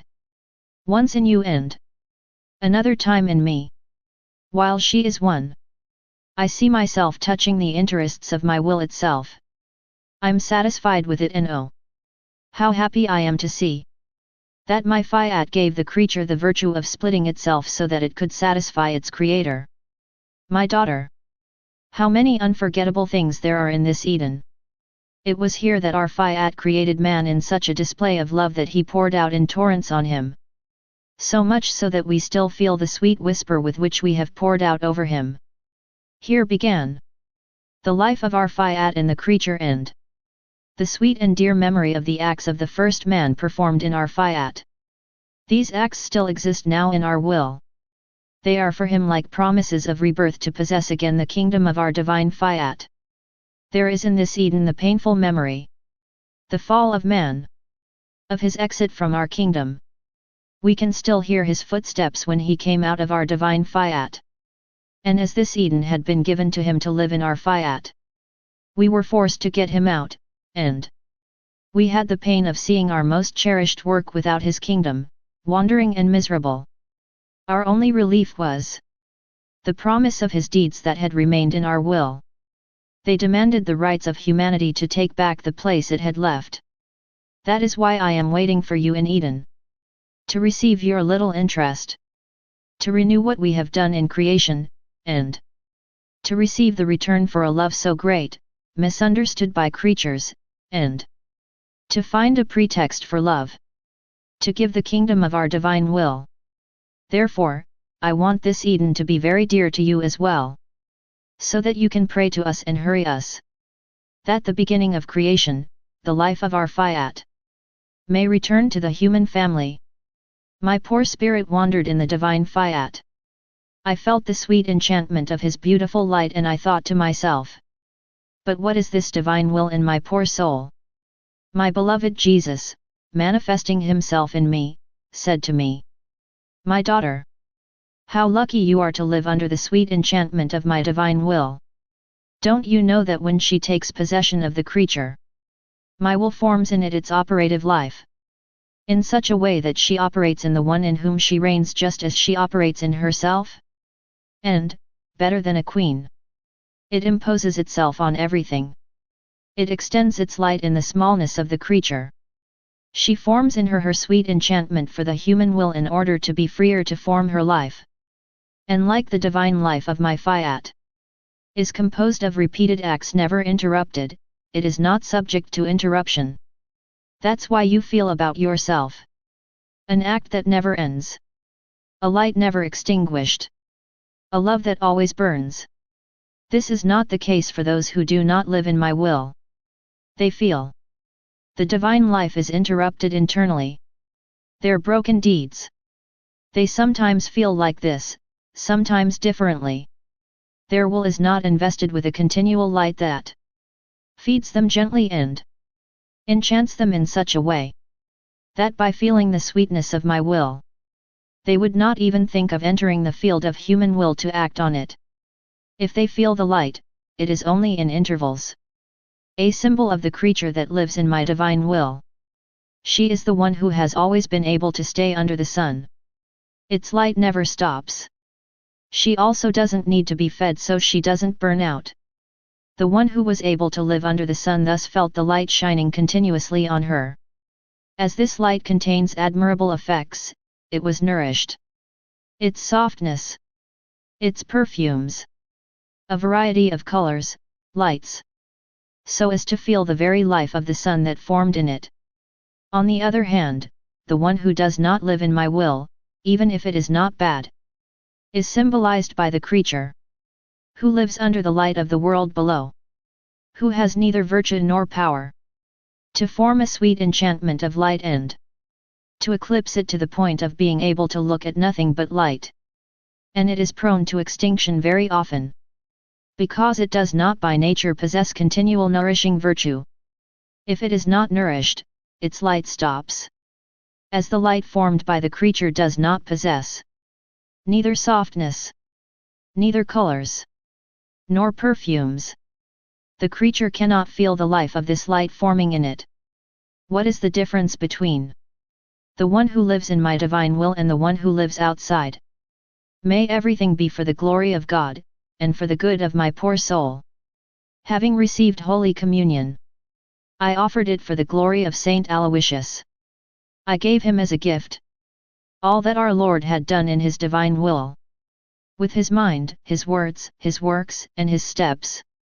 For the accidental glory of Saint Aloysius, on the day of his feast, I was doing this when my sweet Jesus, manifesting himself in me, said to me, my daughter, you could not give a more beautiful gift to Saint Aloysius on his feast day. By offering your communion and all my deeds done in my divine will, so many sons have been formed. So many acts that I performed when I was on earth. And these sons invested Saint Aloysius in such a way that he received so much accidental glory from the earth, that it was impossible for him to receive more. Only the acts performed in my divine will have the virtue of forming their sons. Because, containing the fullness of light, it is not surprising that she converts into sons the human acts performed in her. After which I thought, how so? In all the things that blessed Jesus tells me about his divine will, my poor person is always intertwined in the middle. Rarely, only a few times, did he speak only of his supreme Fiat. I was thinking about this when my sweet Jesus came out of me and he said to me, "My daughter, it was necessary for me to intertwine your person in the manifestations I have given you on my divine fiat. First, because every manifestation I gave you formed bonds between you and my divine will. These were gifts and properties that I entrusted to you, in such a way that, having been endowed, the human family was bound to the new acquisition of the kingdom of my divine will. If I hadn't intertwined you in the middle, it would be neither links nor gifts that I would give, but mere news.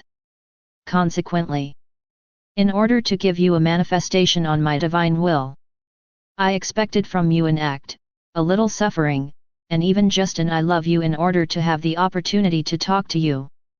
I wanted to receive from you, to be able to give you of me, and to be able to give you the great gift of my divine will. All our external works are then a transmission of the divine and the human. There is in creation itself a continual transmission. Our fiat created the heavens, studded them with stars. But for this, he brought matter to life. He created the sun. But he brought to life the light and warmth with which to form it. He created man. I first formed his statue made of earth. I infused the human soul into her. Then I created the life of my love in this soul. Then, my divine will was transmitted with his in order to form his kingdom in the creature. There is nothing that has come out of us or been created by us where the transmission of the human and the divine is not located. In our most beautiful works, creation, the Immaculate Queen, the human word, incarnate word, the human and the divine are linked to the point of being inseparable.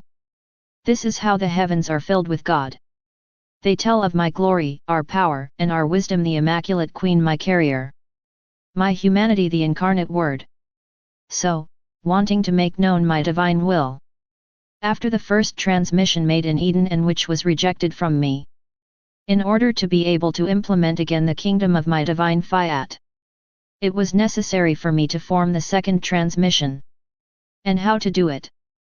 If I did not intersperse another creature, with almost inseparable links, in knowledge, in the light and in the very life of my eternal will? And if I had not intertwined you in her, transmitting you in her and she in you, you would not have felt in you his life or his permanent light. You wouldn't have felt in yourself either the need to love him and the desire to get to know her better. And that is why I have put us in this condition. You to give me and me to give you. In this reciprocal gift, I was forming the knowledge I wanted to give you. The transmission of my divine will with yours has been realized, making you the conqueror of the great good that I was doing to you. Then, continuing in my abandonment in the divine fiat, which is such that even if I hasten to cross it entirely, I never succeed. On the contrary, I see that I still have a long way to go in its sea of light, to the point that it is even impossible for me to see where its infinite limits stop. So, no matter how hasty I am, my journey will never end. I will always have something to do and I will always have a place to go in the sea of the eternal will. Then my sweet Jesus added, "My daughter, how vast is the sea of my will! It has no beginning or end. The smallness of the creature will therefore never be able to cross or kiss it. However, the one who lives in her is on her way to the center of the sea.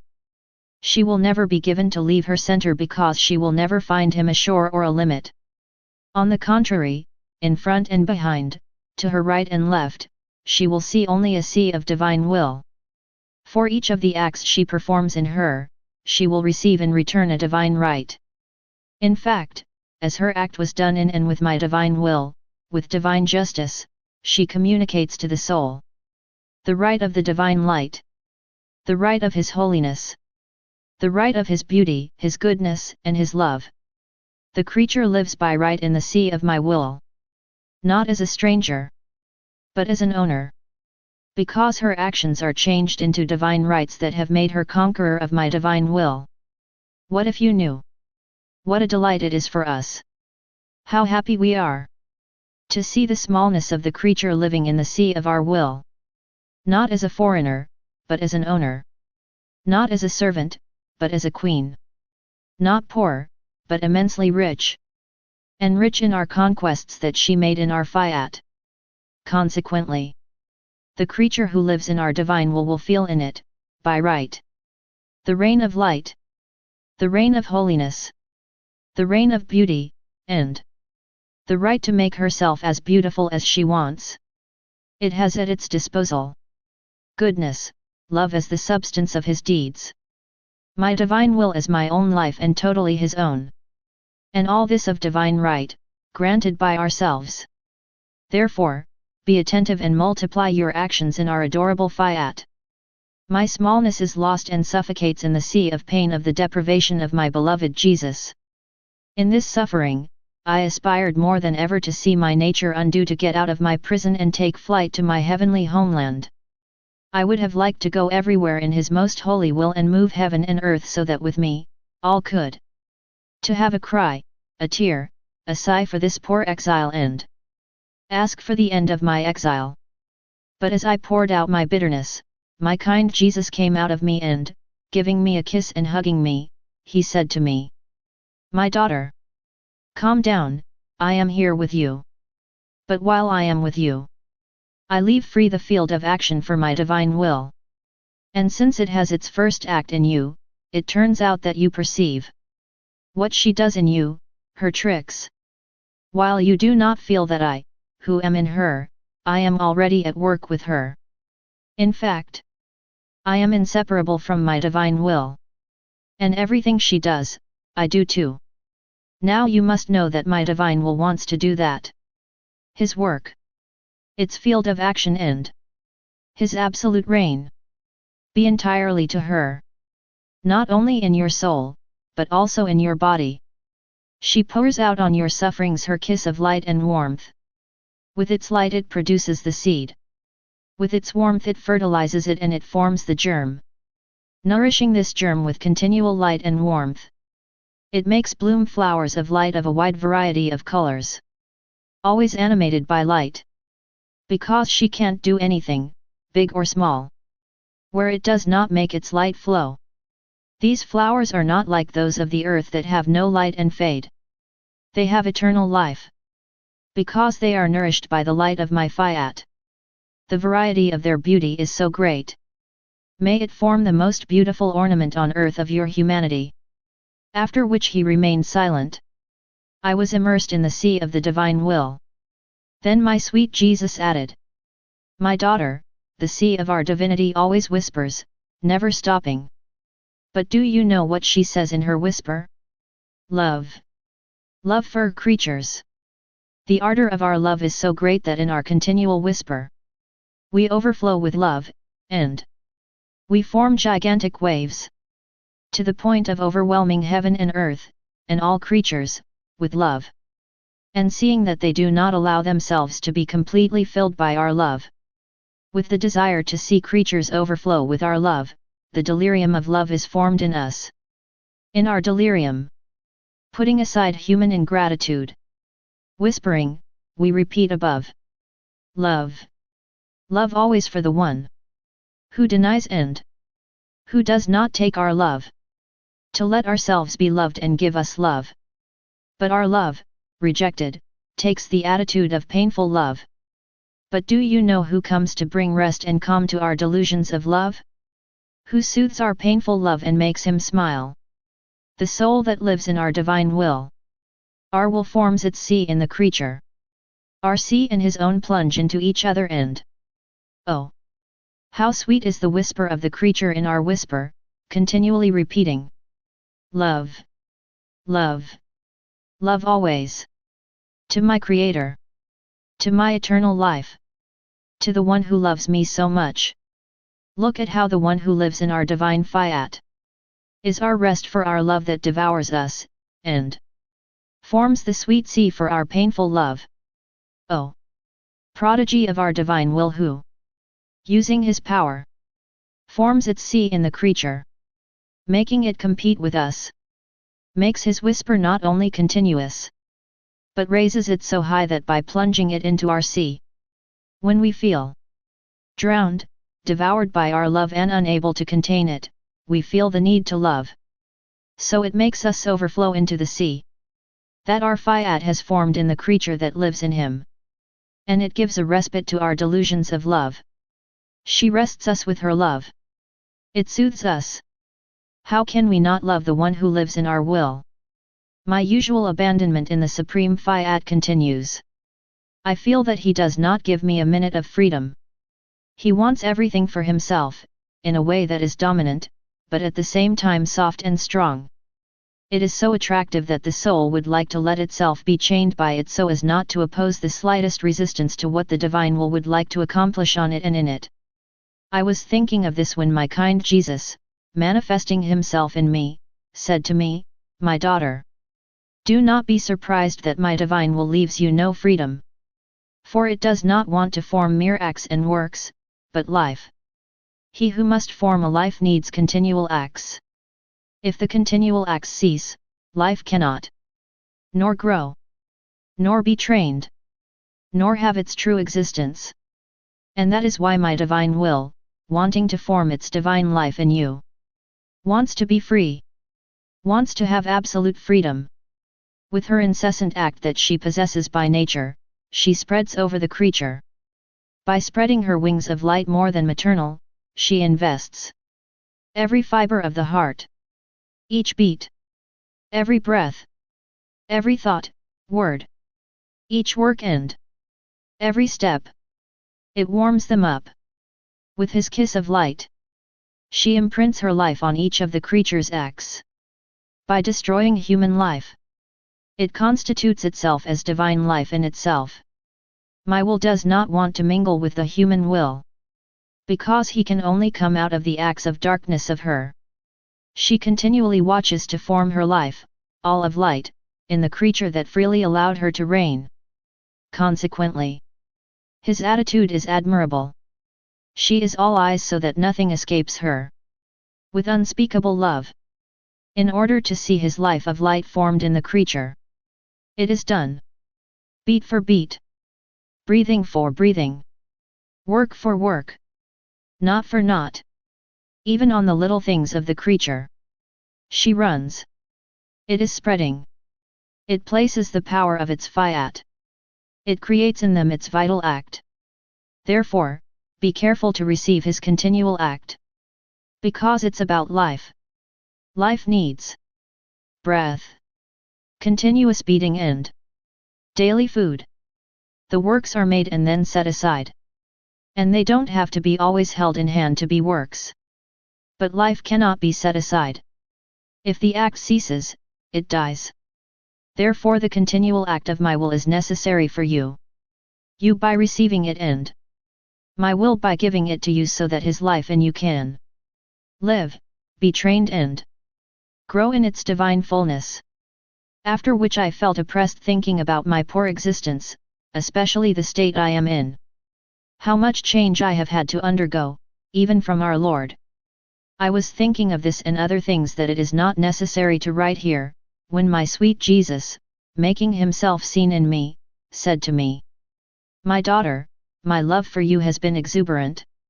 In order to lead you where my divine will wanted you, I had to adopt different ways of acting during the periods of your life.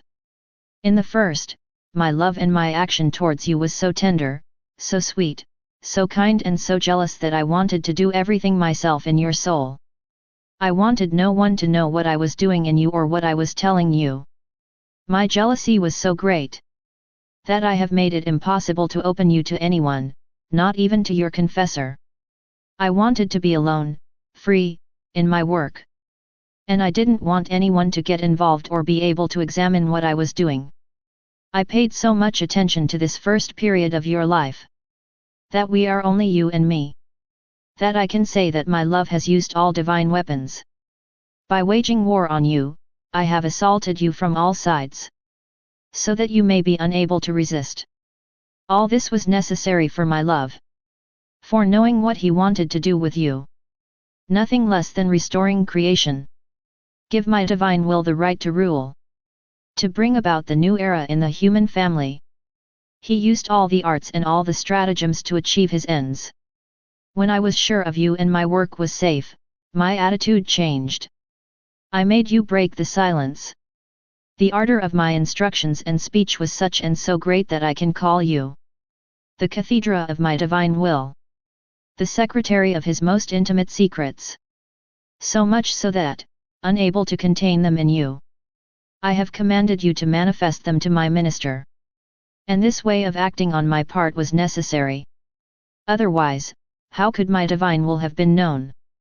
Now, my daughter, in this last period of your life, you see me acting in a different way. Don't worry, let me do it. I will know how to give my work the final touch. Courage, then, you have the divine will in your power. What do you have to fear? Therefore, always forward in my will. I was living the nightmare of the deprivation of my kind Jesus. All resigned, I didn't even think that he could reveal himself to my little soul. By giving me his short visit to give me his sip of life so that I do not succumb quite. Suddenly, he manifested himself in me. By being seen busy at work. Raising his sparkling eyes of light to me. His gaze met mine and sympathetic to my sorrow, he said to me, "My daughter, I work continuously in your soul. In doing so, I finalize, so that nothing is missing. I solidify to give my work divine stability and immutability. I wait with invincible patience for my work to be known so that everyone can know my great love, my great sacrifice and yours, and the great good that all, if they wish, can receive. This work is indeed the renewal of the whole creation, the centralization of all our works, the establishment of my divine will among creatures, operating and ruling in their homes. Whoever has knowledge of my work will be for me a kingdom. Therefore, I will have as many kingdoms as creatures who will know what I have done and said in the smallness of your soul. Merged together, they will form a single kingdom. So my silence is centralization of a more intense work that I do in you. Therefore, if I speak to you, it is a new work that I undertake.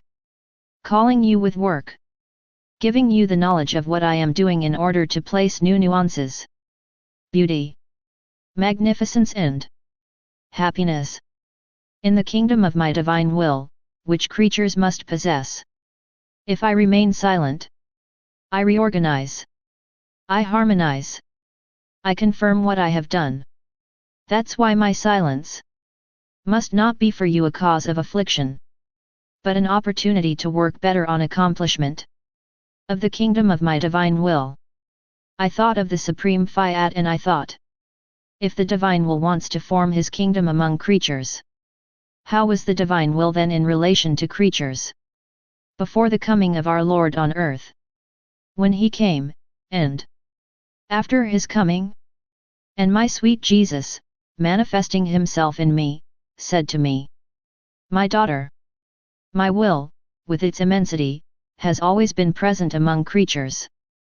Because, by its own nature, there is no point where she is not present and creatures cannot be without her. It would be like not being able to have or receive life. Without my divine will everything would return to nothingness. Moreover, my divine Fiat is the first act of all creation. It is like the head in relation to the limbs. If someone wanted to say, I can live without a head, that would be impossible for them. This simple thought being the greatest of folly. However, reign. It is to be recognized, loved, desired. Depend on my Fiat just as the members can depend on the head. This is what it means to reign. To be among creatures is not to rule if they do not depend entirely on him. Before coming to earth, my divine will, with its immensity, was present in creatures. The existing relationship between her and the creatures was as if my will lived in a foreign land. And they received only by far the rare communications, the brief news that announced to them that I had come to earth.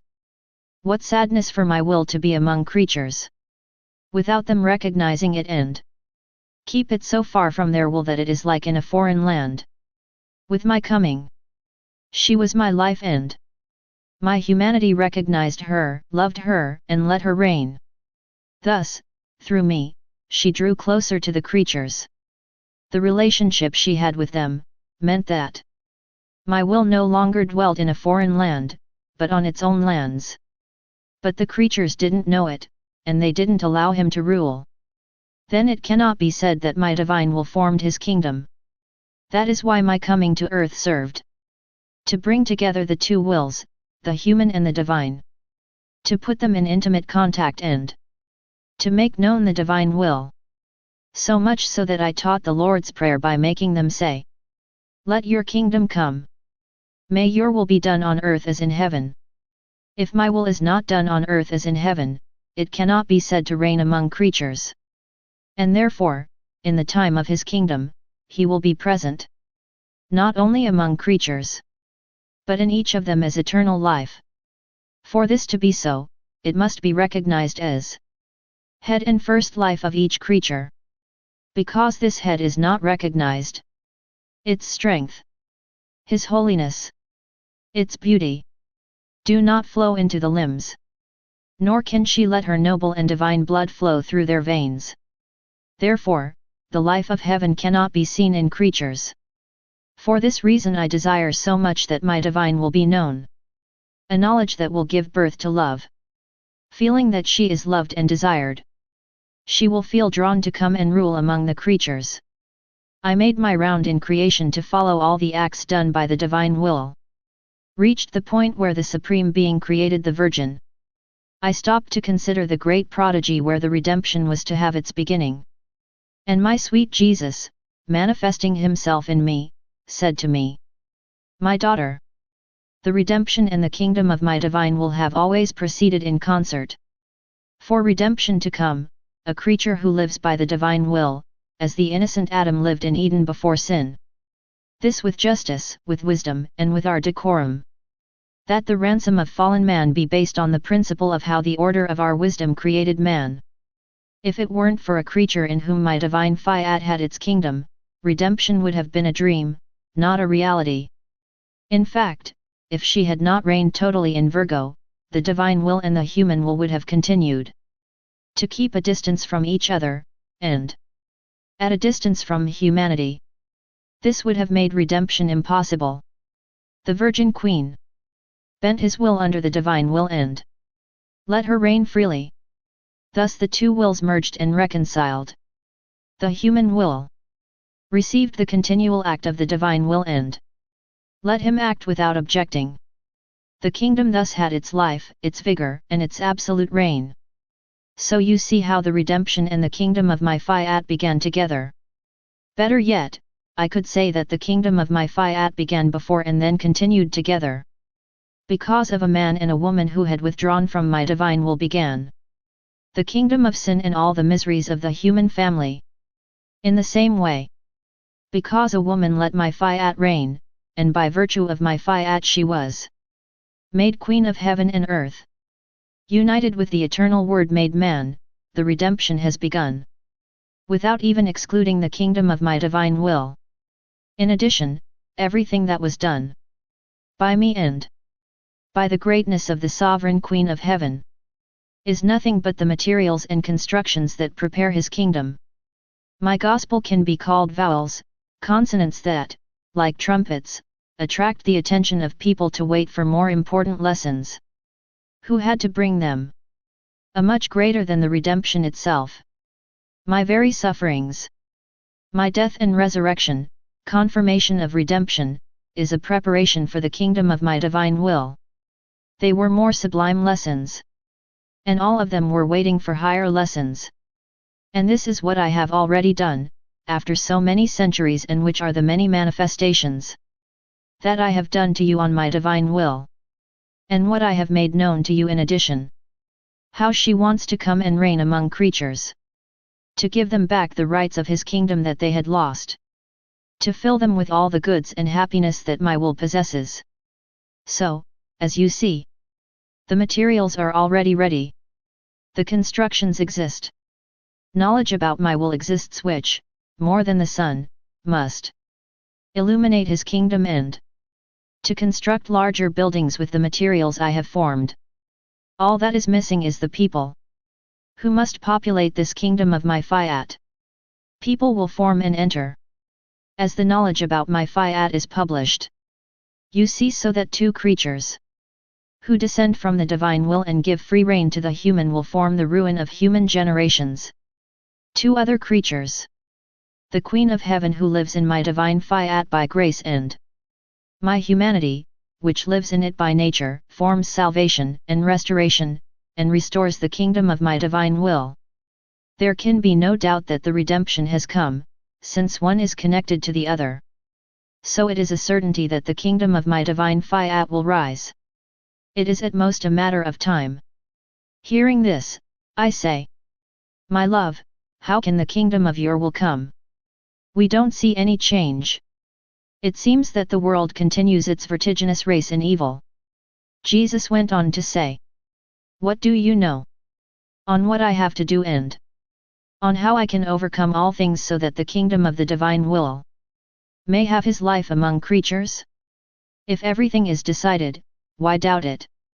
My poor mind continues to roam the supreme Fiat. Oh!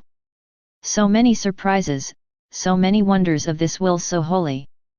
My little intelligence is lost in the immensity of its sea, and there are many things that I am unable to say and whose terms I do not even know to tell you.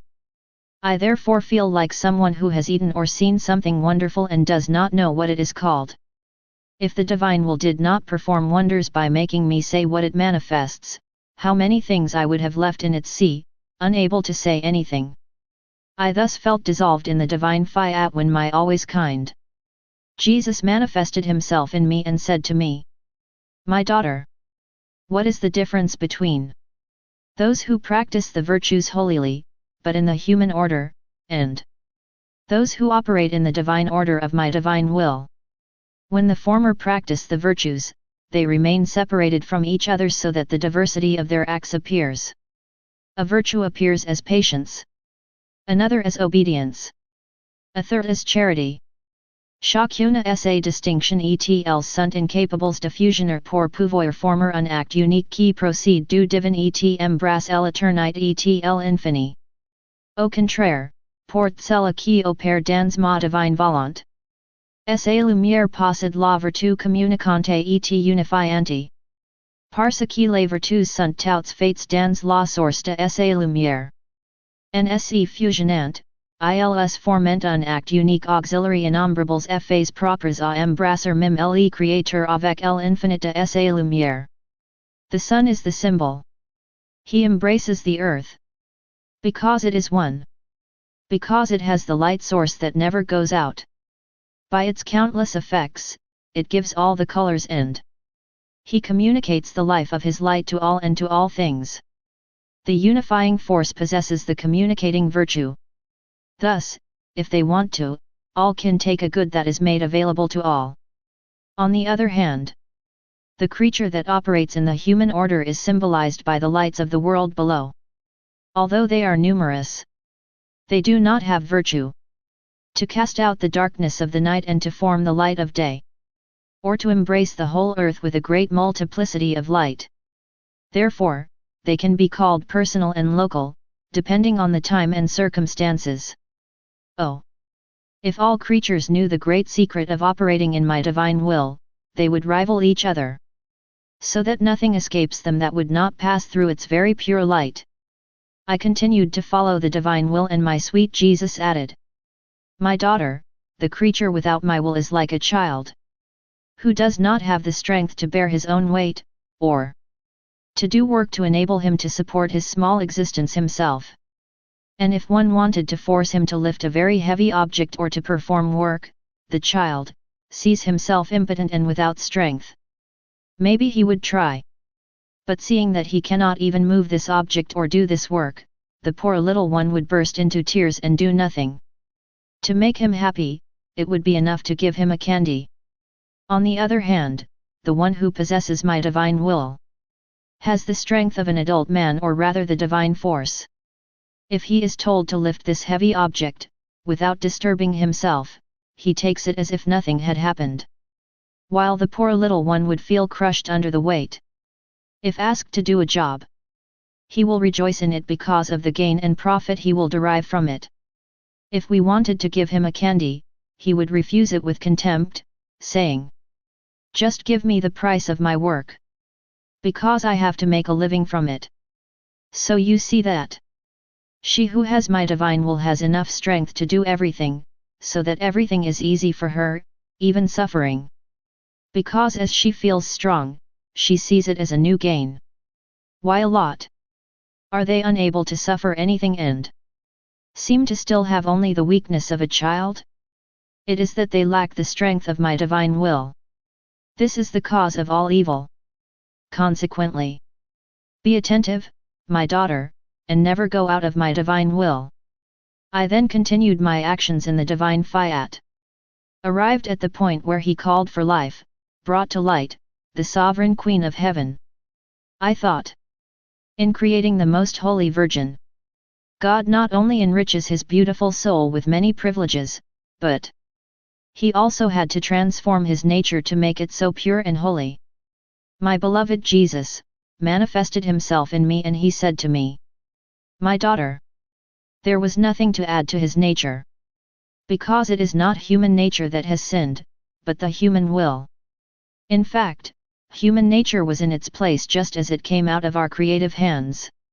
In creating Virgo we used the same nature of other creatures. What has become contaminated in man is his will. His human nature was driven by his rebellious will. This resided in the human will. Human nature participated and remained contaminated. When the divine will and the human will are harmonized, grant the reign and the regime to the divine will as it is desired by us.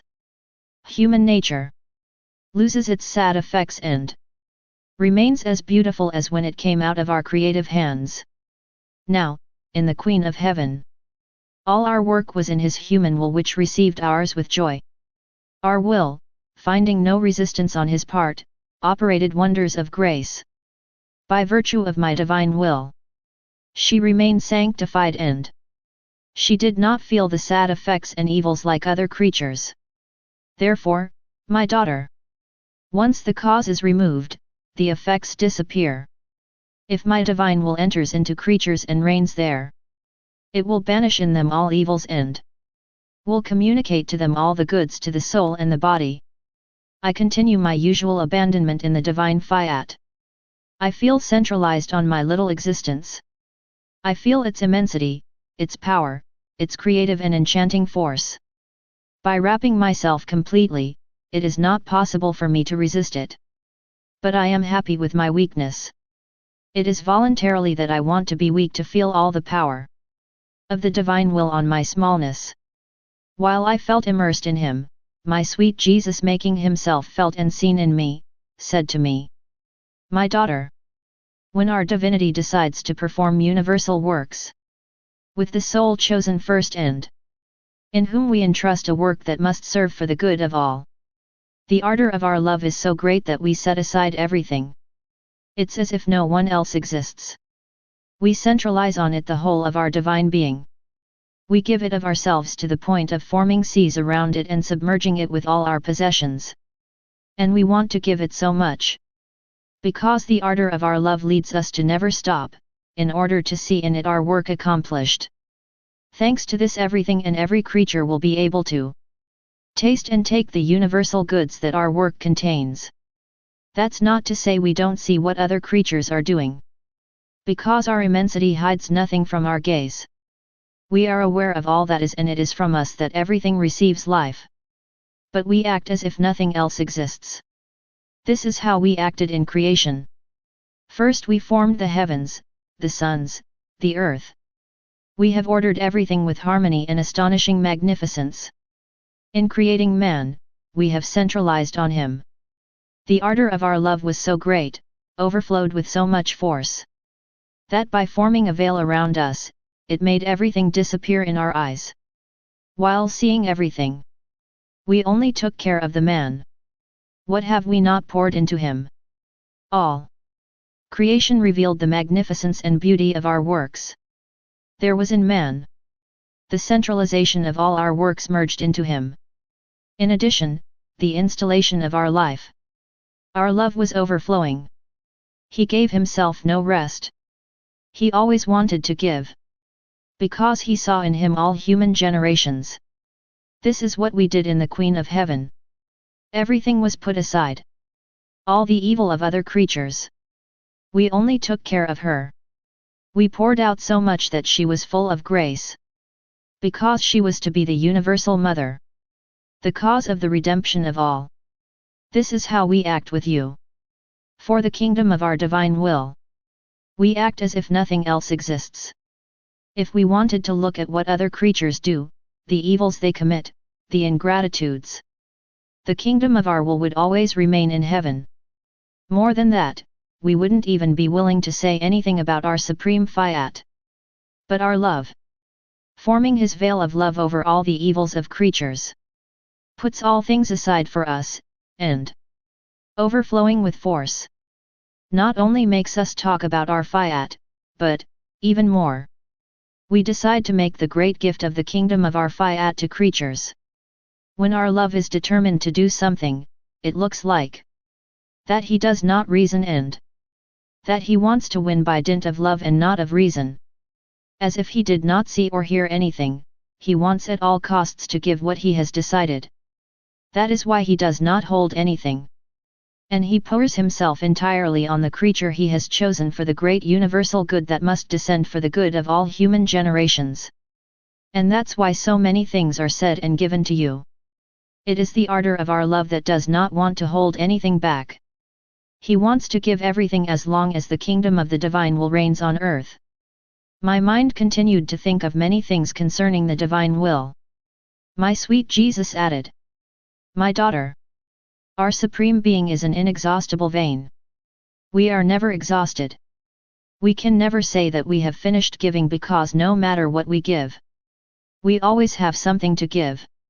While we give a good, another good arises to give itself to the creatures. But as inexhaustible as we are, we do not give our goods, our graces, and nor do we entrust our truths to the one who is not disposed, who does not pay attention to us, to associate with our sublime lessons and to conform his life to our teachings in such a way that we can see our teachings inscribed in it and see it enriched by our gifts. If we don't see that, our gifts do not leave us and our voice does not reach his ear. And if she hears it a little bit, it's like a voice that comes from far away, so she doesn't clearly understand what we expect from her. Therefore, our inexhaustible vein is stopped by the lack of disposition of creatures. But do you know who gives the true disposition to the soul? Our divine will. It empties it of everything. She reorders it and arranges it in an admirable way. In such a way that our inexhaustible vein never ceases to give him and to make him hear his sublime lessons.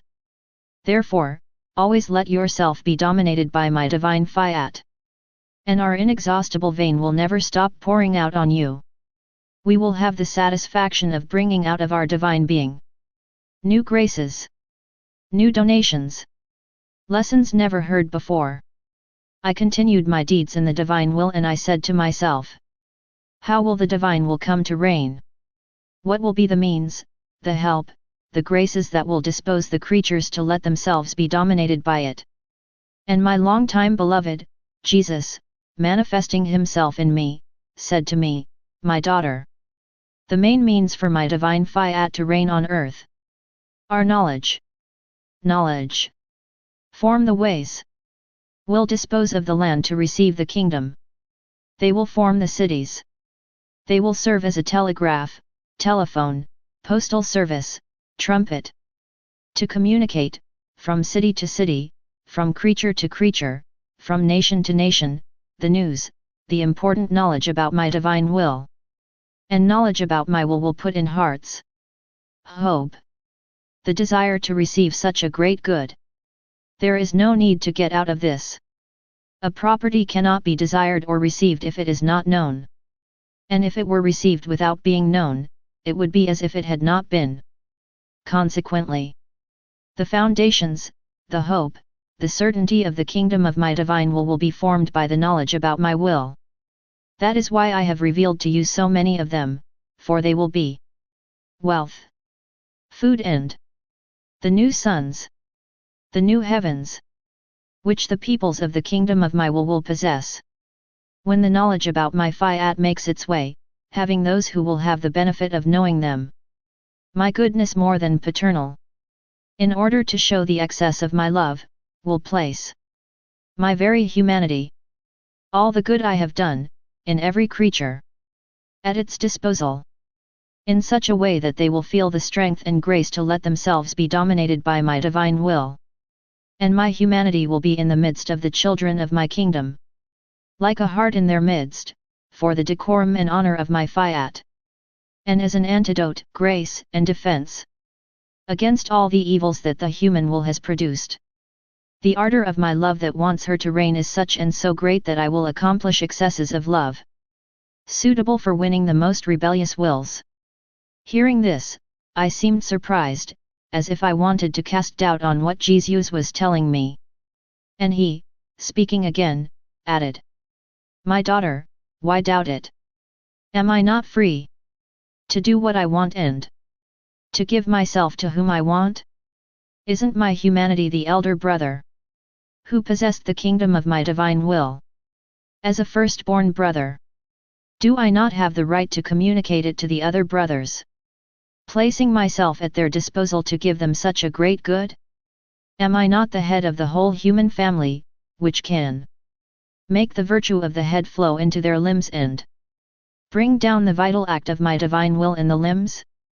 In addition, is it not my humanity that dwells in you continuously, who gives you the strength and grace to want to live in my will, which makes you feel this peace and joy in order to eclipse your human will, in such a way that she feels happy to live under the empire of my divine will, as if she had no life?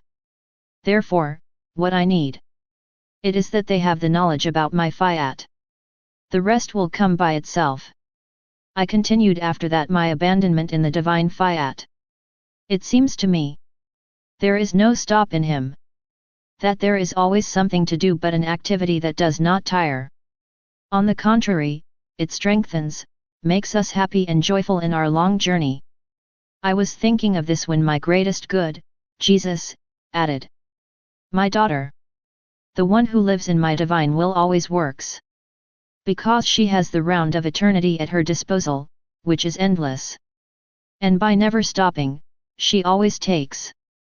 If it stopped, a small stop, a step less, would cost him the loss of a divine step into happiness.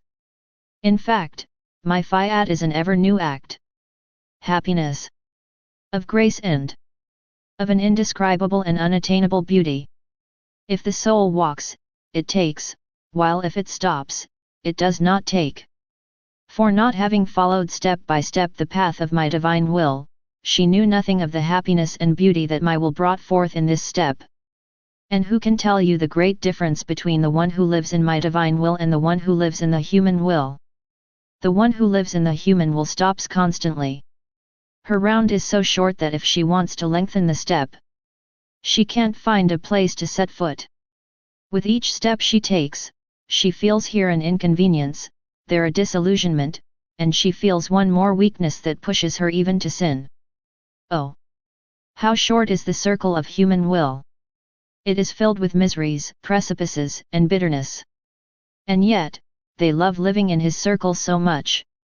What madness, what deplorable foolishness! I was doing my round in the divine will and my sweet Jesus, pulling me out of myself, made me see the whole creation coming out of his creative hands. Everything bore the mark of the creative hand of its creator. Everything was therefore perfect, of enchanting beauty. Everything created was animated by a bright light, either by its nature received from God, or indirectly, communicated by the person who owned it. Everything was light and beauty. And among so much light and enchanting beauty, one could see a black spot that seemed very ugly, especially in the midst of so many works, so beautiful, majestic and bright. This black spot engendered terror and compassion. For it seemed that in her nature, God had not created her black, but beautiful. More than that, it had already been a work of great beauty created by the Supreme Being. I saw this when my ever-kind Jesus said to me, "My daughter, all that has been done by us in creation always remains in the act of being done, as if we were continually in the act of doing so. Such is our creative force which, when it performs a work, never withdraws from it, but always dwells in it as an act of eternal life. She forms in this work its continuous beating, His uninterrupted breath, so that once the work is completed, it always dwells in it in an act of creation. This is almost symbolized by human nature, which, once formed, starting one's life with the heartbeat and breathing, must necessarily continue to throb and breathe. Otherwise life will stop. We are inseparable from our works. We love them as long as we continually take in them our delights. That is why they remain majestic, beautiful, and new, as if they were receiving the beginning of their lives at every moment. See how beautiful they are. They tell of our divine being and our eternal glory. But among so much glory, look! There is the black spot of human will. Loving man with greater love, we have endowed him with a free will. But, by abusing this freedom, he wanted to breathe and throb in his human will, not in ours. Consequently, it is constantly changing to the point to become black, to lose its beauty and freshness. And it reaches the point where it loses divine life in its human nature. Who, then, will dispel the thick darkness of the human will? Who will give him back the freshness and beauty of his creation? Acts done in the divine will. They will be the light that will dispel darkness, the warmth that will shape her and destroy in her all the bad moods that made her ugly. The acts performed in my divine will be the resumption of all human acts done in the human will. This recovery will restore the freshness, beauty, and order of the human will to its creation. It is therefore necessary that many acts are performed by the creature in our divine will to prepare the counterpoison, the beauty, the freshness, the act contrary to every evil done by the human will. It is then that all our works in creation will appear beautiful. The black spot will disappear and be converted into a point, the brightest of all. In the midst of the magnificence of our created works, our divine will reign over everything, on earth as well as in heaven. Therefore, be attentive to act in my divine will. For every human act, a divine act is necessary which, with force, reverse, purifies and purifies, beautifies evil done in the human will. I was thinking about the divine Fiat and how his kingdom might one day be realized on earth. It seemed impossible to me. First, because no one is interested in making it known. If he says or prepares something, it always ends with words when the facts are oh, how far away. Who knows which generation will have the benefit of knowing what concerns knowledge about the divine will and its kingdom? Secondly, it seems to me that the earth is not prepared. I believe that to have such a great good, may the kingdom of the divine will, its knowledge, reign over the earth, which knows how many wonders will precede it. I was thinking about this and other things, when my sweet Jesus manifested himself in me and he said to me, "My daughter, you must know that my coming to earth and all that I have done in the redemption, my very death and resurrection, were only a preparatory act for the kingdom of my divine will. When I formed the Lord's Prayer, I was the seed of the kingdom of my divine will among creatures. When I speak, I create and accomplish from nothing the greatest and most wonderful works. I have even more virtue of creating what I want through the empire of my spoken prayer. That is why the kingdom of my will was created by me, in the act of my prayer as I formed and recited the Lord's Prayer. If I taught it to my apostles, it was for that the Church, by reciting it, may irrigate and fertilize this germ, and that they can dispose to shape their lives according to the provisions of my divine Fiat. My knowledge about it, my many manifestations, developed this seed. They have been accompanied by the acts performed by you in my divine will. Thus they are as many small seeds formed to constitute a large mass of which each can take a part. Always as everyone wants. in order to live from the life of the divine will. Therefore, everything is there, my daughter, the most necessary acts. This is where the germ created by me is. Because if there is no germ, it is useless to hope for a plant. But if the seed is present, it takes the work, the will to want the fruit of this seed. There are those who water this seed to grow it. Each Our Father recited is used to water it. There are my demonstrations to make it known. Now we need those who would like offer themselves to be heralds, with courage, without fear of anything, and face sacrifices to make them known. So the substantial part, the largest part is there. I miss the smallest, that is, the superficial part. Your Jesus will know how to find his way to find the one who will fulfill the mission of to make known my divine will among the peoples. Therefore, on your side, does not present any obstacle. Do what you are called to, and I will do the rest.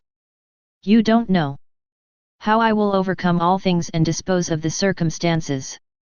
That is why you come to doubt that my Fiat will be known and that its kingdom will come to life on earth.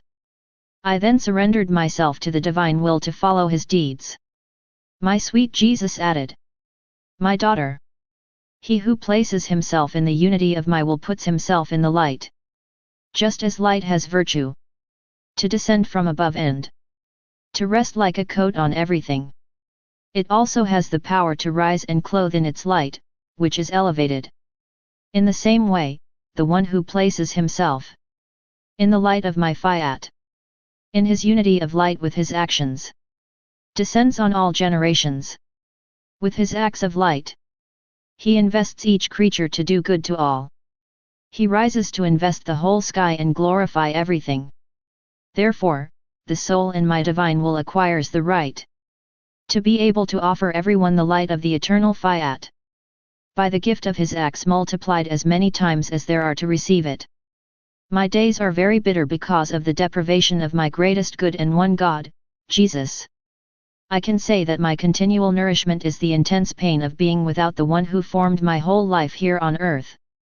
What a pain to remember that I breathed Jesus, that the beating of the heart of Jesus throbbed in my heart, that Jesus was circulating in my veins, that the food of Jesus fed my work and my steps. In short, I felt Jesus in everything. Now everything is over and has turned into food of suffering. Oh God! What pain, to breathe and to live the intense suffering of being without the one who was more than my life, to the point that only my abandonment in the Fiat gives me the strength to endure such great pain. I felt all this when my sweet Jesus, coming out of the inside of me, hugged me and said to me, my daughter, courage, don't be so sorry. Tell me, who forms the day? Isn't it the sun? And why does it form the day? Because it is an act of my divine will. But when the earth turns, the side that moves away from the sun remains in the dark and forms the night. And the poor earth remains dark, as if under a cloak of sadness. So that everyone feels the reality of the night and the great change that the earth undergoes by losing the beneficial sphere of light. That is, the act of my divine will that created the sun and preserves it with its continuous act. In the same way, as long as the soul revolves around the continual act of my will, it's always the big day for her. Night, darkness, sadness, do not exist. The continual act of my Fiat, more than the sun, smiles at her, keeps her in celebration. But if it ventures into its human will, more than the earth, she dwells in darkness, in the night of her human will which, reigning over the soul, produces darkness, doubts, sadness, to the point of forming a real night for the poor creature. Who can say the great good, the very bright day, that an act of my divine will produces on the creature? By its continuous act, it produces all goods and happiness in time and eternity. Therefore, be careful. Lock yourself entirely in a single act of my divine will. Never deviate from it if you want. Live happily and to have in your power the life of light and the day that never ends. An act of my divine will is everything to the creature. with his act that never ceases or changes. Better than a tender mother, she keeps tight against her breast the one who abandons herself in her act of light. She nourishes it with light, makes it rise as a birth out of itself, noble and holy, and keeps it well protected in its very light. My poor spirit wandered in the immense sea of the divine Fiat where everything is in action, as if there were no past or future, but where everything is present and in action. Thus, everything that my little soul wants to find in the works of its Creator, it finds it as if it were doing it, in action. I thought of the birth of my celestial mother, to pay her my poor tributes. I called to myself all creation to sing the praises of the Sovereign Queen. My sweet Jesus said to me, "My daughter, I want to, with you and all creation, sing the praises of the birth of my mother's eminence. You should know that this birth contained in itself the rebirth of the whole human family, and all creation felt reborn in the birth of the Queen of Heaven. All things exulted in the joy of having their queen. All of them felt until then like a people without a queen. In their silence, they were waiting for this happy day to break their silence and say, 'Glory, love, honor to the one who comes among us as queen. We will no longer be defenseless, without someone who rules over us, without a party. For she has risen, the one who forms our eternal glory. This heavenly little child, keeping intact in his soul our divine will, without ever making his own, found all the rights of the innocent Adam before his Creator and sovereignty over all creation. Therefore, everything felt reborn in her. And we saw in this blessed Virgin, in her little heart, all the seeds of human generations. Thus, through her, humanity again acquired the lost rights, which is why her birth was the most beautiful and glorious. From her birth, she contained in her little maternal heart, as under two wings, all generations. As children born again in his virginal heart. To warm them, shelter them. To raise them and nourish them with the blood of his maternal heart. That is why this tender and heavenly mother loves creatures so much. Because all of them were able to be reborn in her. And she feels in her heart the lives of her children. Is it one thing that our divine will cannot do where it reigns and where it has its life? Thus, under his blue coat, all feel the motherly wing of their heavenly mother, and find in her motherly heart the small place to take shelter. Now, my daughter, the one who lives in my divine will, renews its birth and redoubles the rebirths of all human generations. When my supreme will lives in a heart and spreads the fullness of its infinite light, it centralizes everything. She does everything. It renews everything. It gives back all that, for centuries and centuries, it had not been able to give through other creatures. This creature can therefore be called the dawn of the day. The point of the day that calls the sun. The sun that rejoices the whole earth, illuminates it, warms it, and with its wings of light, better than a mother, embraces everything, fertilizes all things. With her kiss of light, she gives the most beautiful shades of flowers, the most delicious flavors of fruit, maturity to all plants. Oh! If my divine will reigned among creatures, how many wonders would it not accomplish in them? Therefore, be careful. Everything you do in my divine will is a rebirth that you live in it. To be reborn in it means reborn in the divine order. Reborn in the light. Reborn in holiness, love, and beauty. And in every act of my will, the human will suffers a death. Dying to all evils, she relives again to all goods. I repeated my deeds in the divine will to follow his in all his works. I thought, why repeat the same acts over and over again? What glory can I give to my Creator? And my sweet Jesus, manifesting himself in me, hugged me, and said to me, "My daughter, the repetition of your deeds in the divine Fiat breaks its isolation and generates companionship for all the acts that my divine will does. She no longer feels alone and has someone to whom to tell his sorrows and joys, and to whom to entrust his secrets. Moreover, a continually repeated act is a divine virtue. He has virtue to generate goods that do not exist, to reproduce them and to communicate them to all. Only a continual act is capable of forming and giving life. Look at the sun, symbol of my divine will. She never leaves the creature and she never tires of doing her continual act of light. Every day he returns to visit the earth, always giving his benefits. He returns to find the trace of the benefits already granted by his eye of light, and often he does not find them. He does not find the flower that he has colored with the beauty of his shades, and perfumed by touching it with his hands of light. It does not find the fruit on which it has spread to communicate its flavor and which has matured under its heat. How many things he can't find! After spreading through so many acts more than maternal, to form the most beautiful flowers, so many plants, and form so many fruits with its breath of light and heat. Because man, tearing them from the earth, used them to feed his life. Oh! If the sun was able to reason and suffer, he would burst into tears of light and burning fire, to cry over everything he has formed and does not find.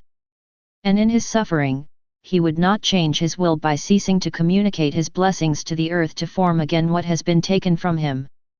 For no matter what harm they may do to him, its nature is to always give its act of light in which all goods are present, without ever stopping. This is my divine will. More than a sun, it pours over each creature to give it its continuous life. It can be said that she puts on the creature of her all-powerful breath of light and love. May she form and elevate them. And while the sun gives way to the night, my divine will never leaves alone the divine births that come out of it. Shaped, invigorated, formed and raised by his breath and his burning kiss of light. There is not a single moment when my divine will leaves the creature and, by spreading on it, does not communicate to it its various shades of beauty, its infinite sweetness, his inexhaustible love. Is there anything that my divine will not do or give to it? No. Yet she is neither recognized nor loved. Nor do the creatures preserve the goods she communicates to them. What suffering! As she spreads over every creature, she does not find the goods she communicates. In her pain, she continues to pour on herself her act of light without ever stopping. That's why the one who has to live in my Fiat must repeat her continuous actions in order to keep her company and soothe her intense sorrow. After which I continued to cross the infinite sea of the divine Fiat. And, in emitting my little acts of eternal will, many germs were forming in my soul. These germs had the light of the divine will, of various colors, but all animated by light. And my sweet Jesus appeared and blew on these germs one by one. When he blew on them, these germs grew until they touched the divine immensity. I was surprised to see the goodness of my most great good, Jesus, take these germs into his most holy hands with so much love in order to blow on them and then place them back in my soul. And looking at me with love, he said to me, "My daughter, where the creative force of my divine will is, my divine breath has the power to make the creature's deeds immense. In fact, when the creature operates in my Fiat, the creative force enters into its act to place it in the fountain of the divine immensity. The small act of the creature is transformed, one in fountain of light, the other in fountain of love, still others in fountains of goodness, beauty, holiness. In short, the more acts it performs, the more divine fountains it acquires. They grow to the point of expanding into the immensity of their creator. It is like yeast that has the virtue of making flour rise, provided that by forming bread, a little yeast is put in it as a fermentation germ. But if we do not put yeast in it, even if the flour is the same, the bread will never be sourdough, but will remain unleavened. This is my divine will. More than sourdough, it puts the divine fermentation in the human act, and the human act becomes a divine act. And when I find the seed of my divine will in the creature's act, I blow with delight on his act and I make it rise until I make it huge. Even more, since we can call this act our will operating in the creature. My little intelligence continues to wander freely in the immense sea of the divine will. I can barely remember a few droplets of all the truths and countless beauties that belong to him. Oh! Inaccessible, kind, and adorable will! Who will be able to say the all that you are, and tell your long and eternal story? Neither the angels nor the saints will have enough words to talk about you. And I much less, who am the ignorant little one capable only of stammering about such a holy will. And my mind was wandering in the divine Fiat when my kind Jesus was seen, and he said to me, "My daughter, only your Jesus has the words it takes to speak to you about my eternal will, because, by divine nature, I am the will itself. But I must limit myself by speaking because your little ability cannot embrace, understand, and enclose everything that belongs to it. I must be content to let you know a few droplets, for your created spirit cannot contain its immense and uncreated sea. And I change these little droplets into words in order to adapt to your small capacity and make you understand something about my indescribable and immeasurable Fiat. It's enough to say that my divine will is all things, contains everything, and that if she lacked the slightest iota, she could not be called the whole. Therefore, to enter my Fiat, the creature must empty yourself of everything and reduce yourself to this point, where the Creator, by calling him out of nothingness, gave him existence. Where the creative power of my divine will created it. Beautiful, empty of all things and full only of the life of the one who had created it. In the same way, when the soul will let itself be invested again by the creative power of my Fiat, its light and warmth will empty it and will make it beautiful again, just as if it were coming out of nothingness.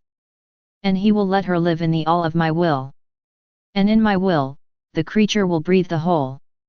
She will feel all holiness, all love, all beauty. Because the all of my divine Fiat will keep her in her sea, where the all will be at her disposal. Nothing will be given to him half or in small parts. Because the one who is the all is able to give everything of himself, and not in part. Only in my will can the creature say, I own everything and more, the all is mine. On the other hand, the one who does not live in my divine will, as his being is not under the empire of creative power, cannot possess the fullness of divine life, nor feel her soul full to the brim with light, holiness, and love to the point of overflowing and forming seas around her. And until he feels that everything belongs to him, this soul will at most be able to feel small divine particles, an impression of grace, love, holiness, but not the whole. And that's why the one who lives in my Fiat is the only wealthy creature, to be preserved in the prodigy of its creation and to have the right to own and live in the abundance of the goods of his Creator. After which I continued my deeds in the divine will. My kind Jesus added, My daughter, the one who lives in my Fiat will have the great good to possess a divine will on earth, which will be for it bearer an imperturbable peace of an immutable firmness. My Fiat will raise it in a divine way. In every act she performs, my Fiat will give him a sip of our divine being, so that there are none of our qualities which is not centralized in this creature. Moreover, my will delight in depositing in it my divine will, bearer of happiness, by which it makes all the blessed happy, so that even that does not miss the one who lives in my Fiat. So much so that when she comes to our heavenly homeland, she will bring her paradise of joy and happiness, all divine, as a triumph of having lived in our Fiat. And since she comes to find even more surprising beatitudes, because my will is never exhausted and always has something to give, the creature will find its own joys and happiness, that my will enclosed in her when she was on earth. Therefore, rise even more in it, enlarge your borders. Because the more divine will you take on earth, the more our life will grow in you, and the more happiness and joy you lock in your soul. And the more you take away, the more you will receive in heaven, in our heavenly homeland. Let everything be for the glory of God and the fulfillment of His most holy will.